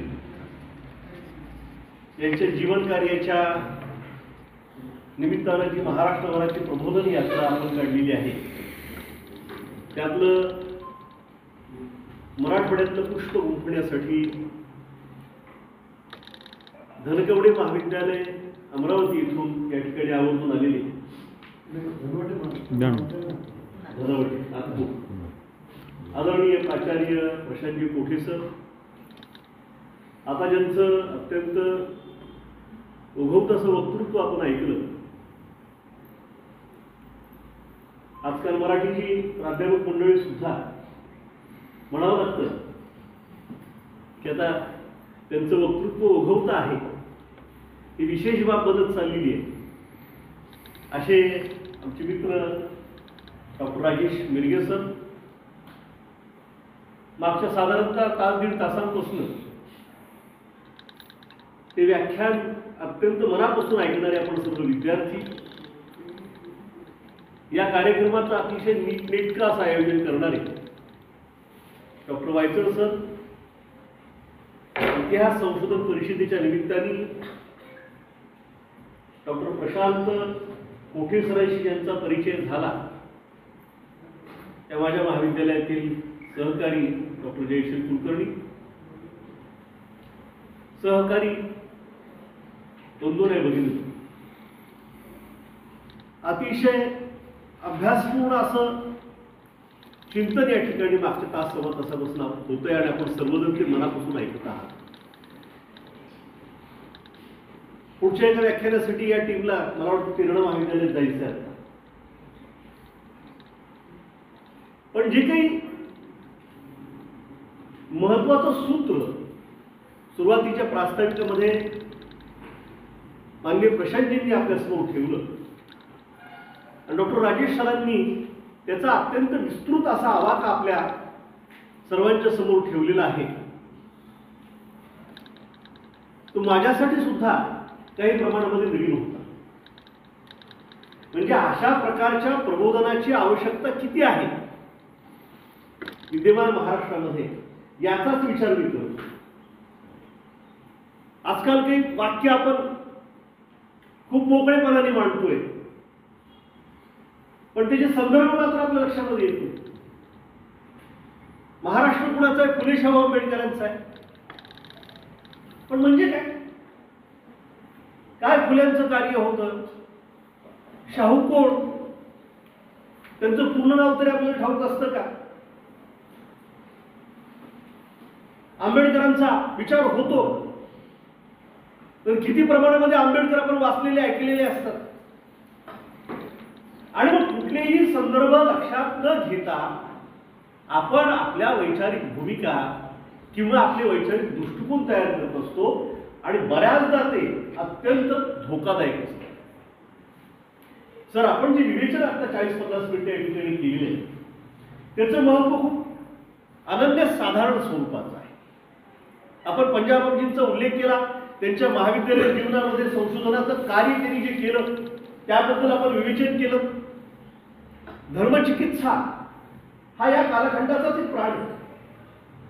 आणि वैदिक धर्माच्या बाबतीतलं जे विवेचन मी आता पाहता ग्रंथ चाळत होतो आणि त्याच्यामध्ये आणि आपल्या बोलण्यात माझ्या लक्षामध्ये येत होतं की वेदांमध्ये आणि उपनिषदांमध्ये जी मानवमुक्तीची सूत्र मांडलेली आहेत, मला वाटतं बाबासाहेबांनी या संबंधात विवेचन केलेलं आहे. मग आम्हाला असं वाटतं की आमची वेद, आमचे उपनिषद, आमच्या परंपरा या जर मानवमुक्तीचं गाणं गाणारे असतील तर तो विचार आम्ही आजच्या पिढीसमोर का ठेवत नाही? धर्मचिकित्सा आणि कर्मकांड चिकित्सा याच्यामध्ये असणारा अंतर आपण विचारवंतांनी आणि अभ्यासकांनी लक्षात घेण्याची आवश्यकता आहे. जेव्हा आपण अंधश्रद्धेवर बोलत असतो तेव्हा ऐकणारे नवी पिढी ज्यांचं मुळातलंच वाचन, मुळातलंच चिंतन कमी असतं, त्यांना असं वाटतं की आपलं सर्वच काही असं आहे, सर्वच काही नाकारण्यासारखं आहे. आणि म्हणून मला हा विचार खूप महत्वाचा वाटतो की ज्या ज्या ठिकाणी आपण सांगता माननीय पंजाबरावजींना या देशाची वैदिक परंपरा ही जर अत्यंत मौलिक वाटत असेल तर मला असं वाटतं की आपल्याही प्रतिपादनामधून आपली वैदिक परंपरा आहे काय? उपनिषदांमध्ये नेमकं सांगितलेलं काय आहे? ओम सहना भवतु सहनो भुनक्तु सह वीर्यं करवावहे हा जो विचार आहे सगळ्यांना सोबत घेऊन जाण्याचा, हा आपल्या परंपरेचा प्राण आहे. आणि म्हणून आपल्या परंपरेचं सुद्धा आपण खऱ्या अर्थानं स्वागत करायला हवं. आपली परंपरा पुन्हा एकदा नव्यानं समजून घ्यायला हवी आणि परंपरेला दूषण देणं वेगळं, परंपरेतलं घाण बाजूला काढणं वेगळं. जसं आपण ते सुपामध्ये जे फापट पसारा असतो तो काढतो बाजूला, काय म्हणतात त्याला, कचरा सगळ्या बाजूला काढतो आणि त्यातले दाणे तेवढे ठेवतो शिल्लक. तसं काळाच्या ओघामध्ये आमच्यामध्ये काही वाईट आलंही असेल परंतु ते सगळं बाजूला काढून आमचं जे अस्सल रूप आहे, आमचं जे चांगलं रूप आहे, जे पंजाबरावजींना जाणवलं होतं, जे शाहू महाराजांना जाणवलं होतं, जे बाबासाहेबांनाही जाणवलेलं होतं, काय ह्या सगळ्या महात्म्यांना समोर ठेवून आपण आपल्या स्वत्वाच्या शोधाला निघालं पाहिजे. आपलं खऱ्या अर्थानं आत्मचिंतन करायला हवं, मी कोण आहे. म्हणजे ज्ञानदेवांनी पसायदारामध्ये सुद्धा स्वधर्माचा सूर्य जावो असं म्हटलेलं. हा स्वधर्माचा सूर्य म्हणजे काय? आपण धर्म धर्म धर्म म्हणलं की धर्म म्हणजे प्रतिगामी, धर्म म्हणजे एकमेकांमध्ये भेद उभा करणारा असंच म्हणतो. परंतु आपल्या भारतीय परंपरेमध्ये धर्माचा अर्थ काय? धर्म म्हणजे कुठलं? कर्मकांड नव्हे. धर्म म्हणजे कुठलीही अशी गोष्ट नव्हे की जी आपल्याला एकमेकांपासून वेगळं पाडते. ज्याला आज आपण हिंदू म्हणतो, ज्याला आपण मुसलमान म्हणतो, ज्याला ख्रिश्चन म्हणतो.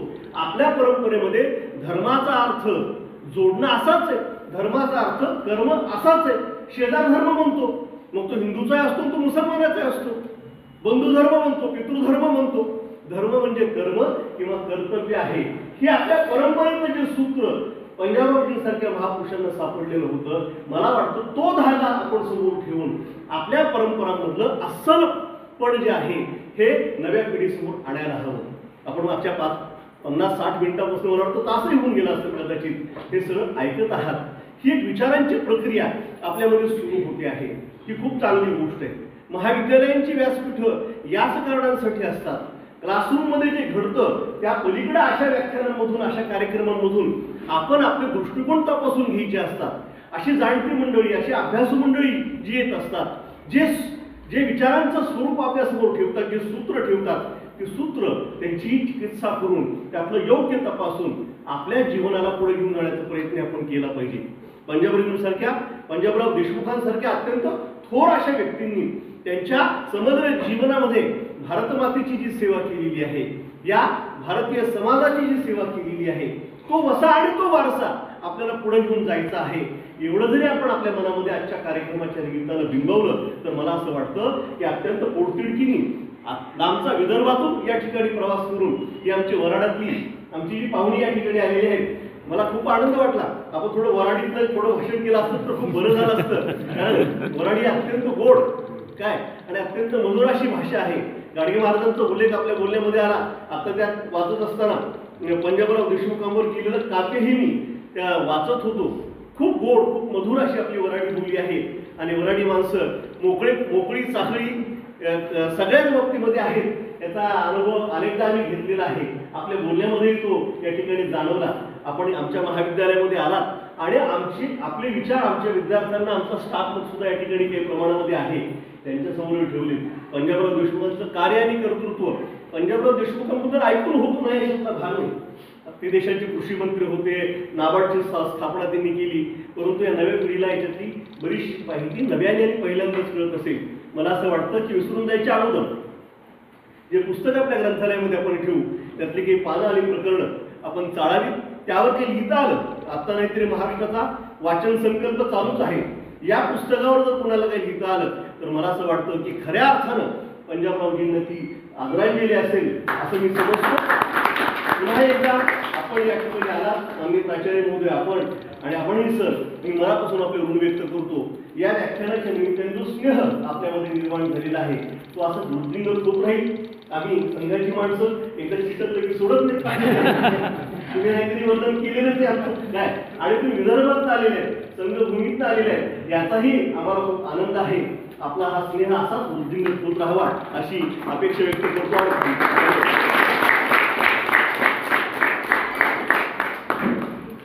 धन्यवाद सर. आपण अतिशय समर्पक अशा भाषणामध्ये आपलं अध्यक्ष समापन केलेलं आहे.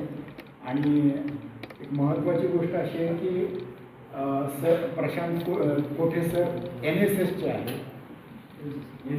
NCCचे आहेत, NSS आणि RSS हे सगळं एकच आहे. खरं पाहिलं तर समाजाला प्रागतिक विचारांनी भारावून नेण्यासाठी ही मंडळी सगळ्या प्रयत्न करत असतात. खरं खोटं चांगलं वाईट पाप पुण्य ह्या गोष्टी सगळ्या विसरून जा. तर्को ह्या प्रतिष्ठा श्रुतीवर विभिन्ना नैको मुनी यस्यवच प्रमाणम आत्मस्य तत्व निहितम गुहायम महाजनवेन करताचं म्हणतात.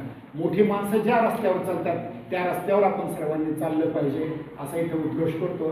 चालतं एवढंच म्हणतो की काही वर्षांपूर्वी माझा एक लेख वेदांतील विचार आणि पंजाबराव देशमुख यावरचा लेख माझा वाचला होता. प्रकाशित करण्याची हिंमत कोणाची झाली नाही आणि तो लेख वाचून इंद्रप्रस्थ चॅरिटेबल ट्रस्ट सातारा आणि ह्युमन राईट्स इंटरनॅशनल योजनेचा मला 15 मे 2016 डॉक्टर पंजाबराव देशमुख स्मृती पुरस्कार मला प्राप्त झालेला होता. आणि त्यानिमित्तानं खूप मला अभिमान वाटतो. आपण शेवटच्या सत्राकडे वळत आहोत. या सर्व कार्यक्रमामध्ये संयोजक म्हणून ज्यांनी खूप महत्त्वाची भूमिका निभावली ते आदरणीय प्राचार्य कोठे सर यांचे मी हृदयाने आभार मानतो. प्रमुख वक्ते यांचाही आभार मानतो. त्याचबरोबर आजच्या या कार्यक्रमाचे अध्यक्ष आदरणीय प्राचार्य professor doctor Prashant Chaudhary sir यांचाही आभार मानतो. राष्ट्रीय सेवा योजनेचे जिल्हा समन्वयक मकरंद चौधरी, राष्ट्रीय सेवा योजनेचे सध्याचे कार्यक्रमाधिकारी गुरव सर, रसाळ सर, आधीचे सगळे कार्यक्रमाधिकारी मॅडम या सर्वांचे मी आभार मानतो. सर्व स्टाफचे आभार मानतो. तसेच आपल्या या महाविद्यालयातील 55 विद्यार्थी बोलून का होईना आले आणि त्यांना खूप काही चांगलं ऐकायला मिळालं त्याबद्दल त्यांचे आभार मानतो. आणि आपल्या प्रथेप्रमाणे आजच्या या कार्यक्रमाची सांगता आपण सामूहिक पासायदानाने करत आहोत. सर्वांना विनंती आहे की बसत्या ठिकाणीच हात जोडावे आणि सामूहिक पासायदान.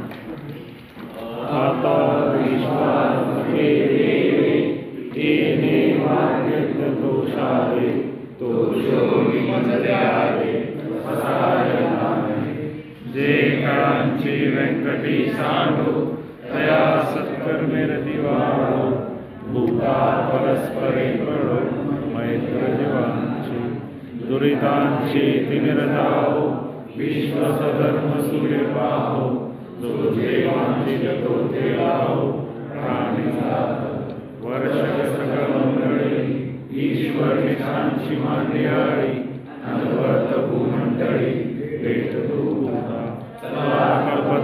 आरव चेतना चिंतामणीचे गाव बोलते जे अर्णव पियुषण चंद्रने जे लांछन मानदंड देता बहीण ते सर्वारी सदा सज्जन सोयरे किंबहुना सर्वसुखी पूर्ण निधी लोकी पचितो आदिपुरुषी अखंडित आणि ग्रंथोपजीविये विशेषी लोकीये दृष्टादृष्ट विजये ओवाळी एतमने श्री विश्वेश्वराहो आहो लीलदान कसाहो येणे वरे ज्ञानदेव सुखिया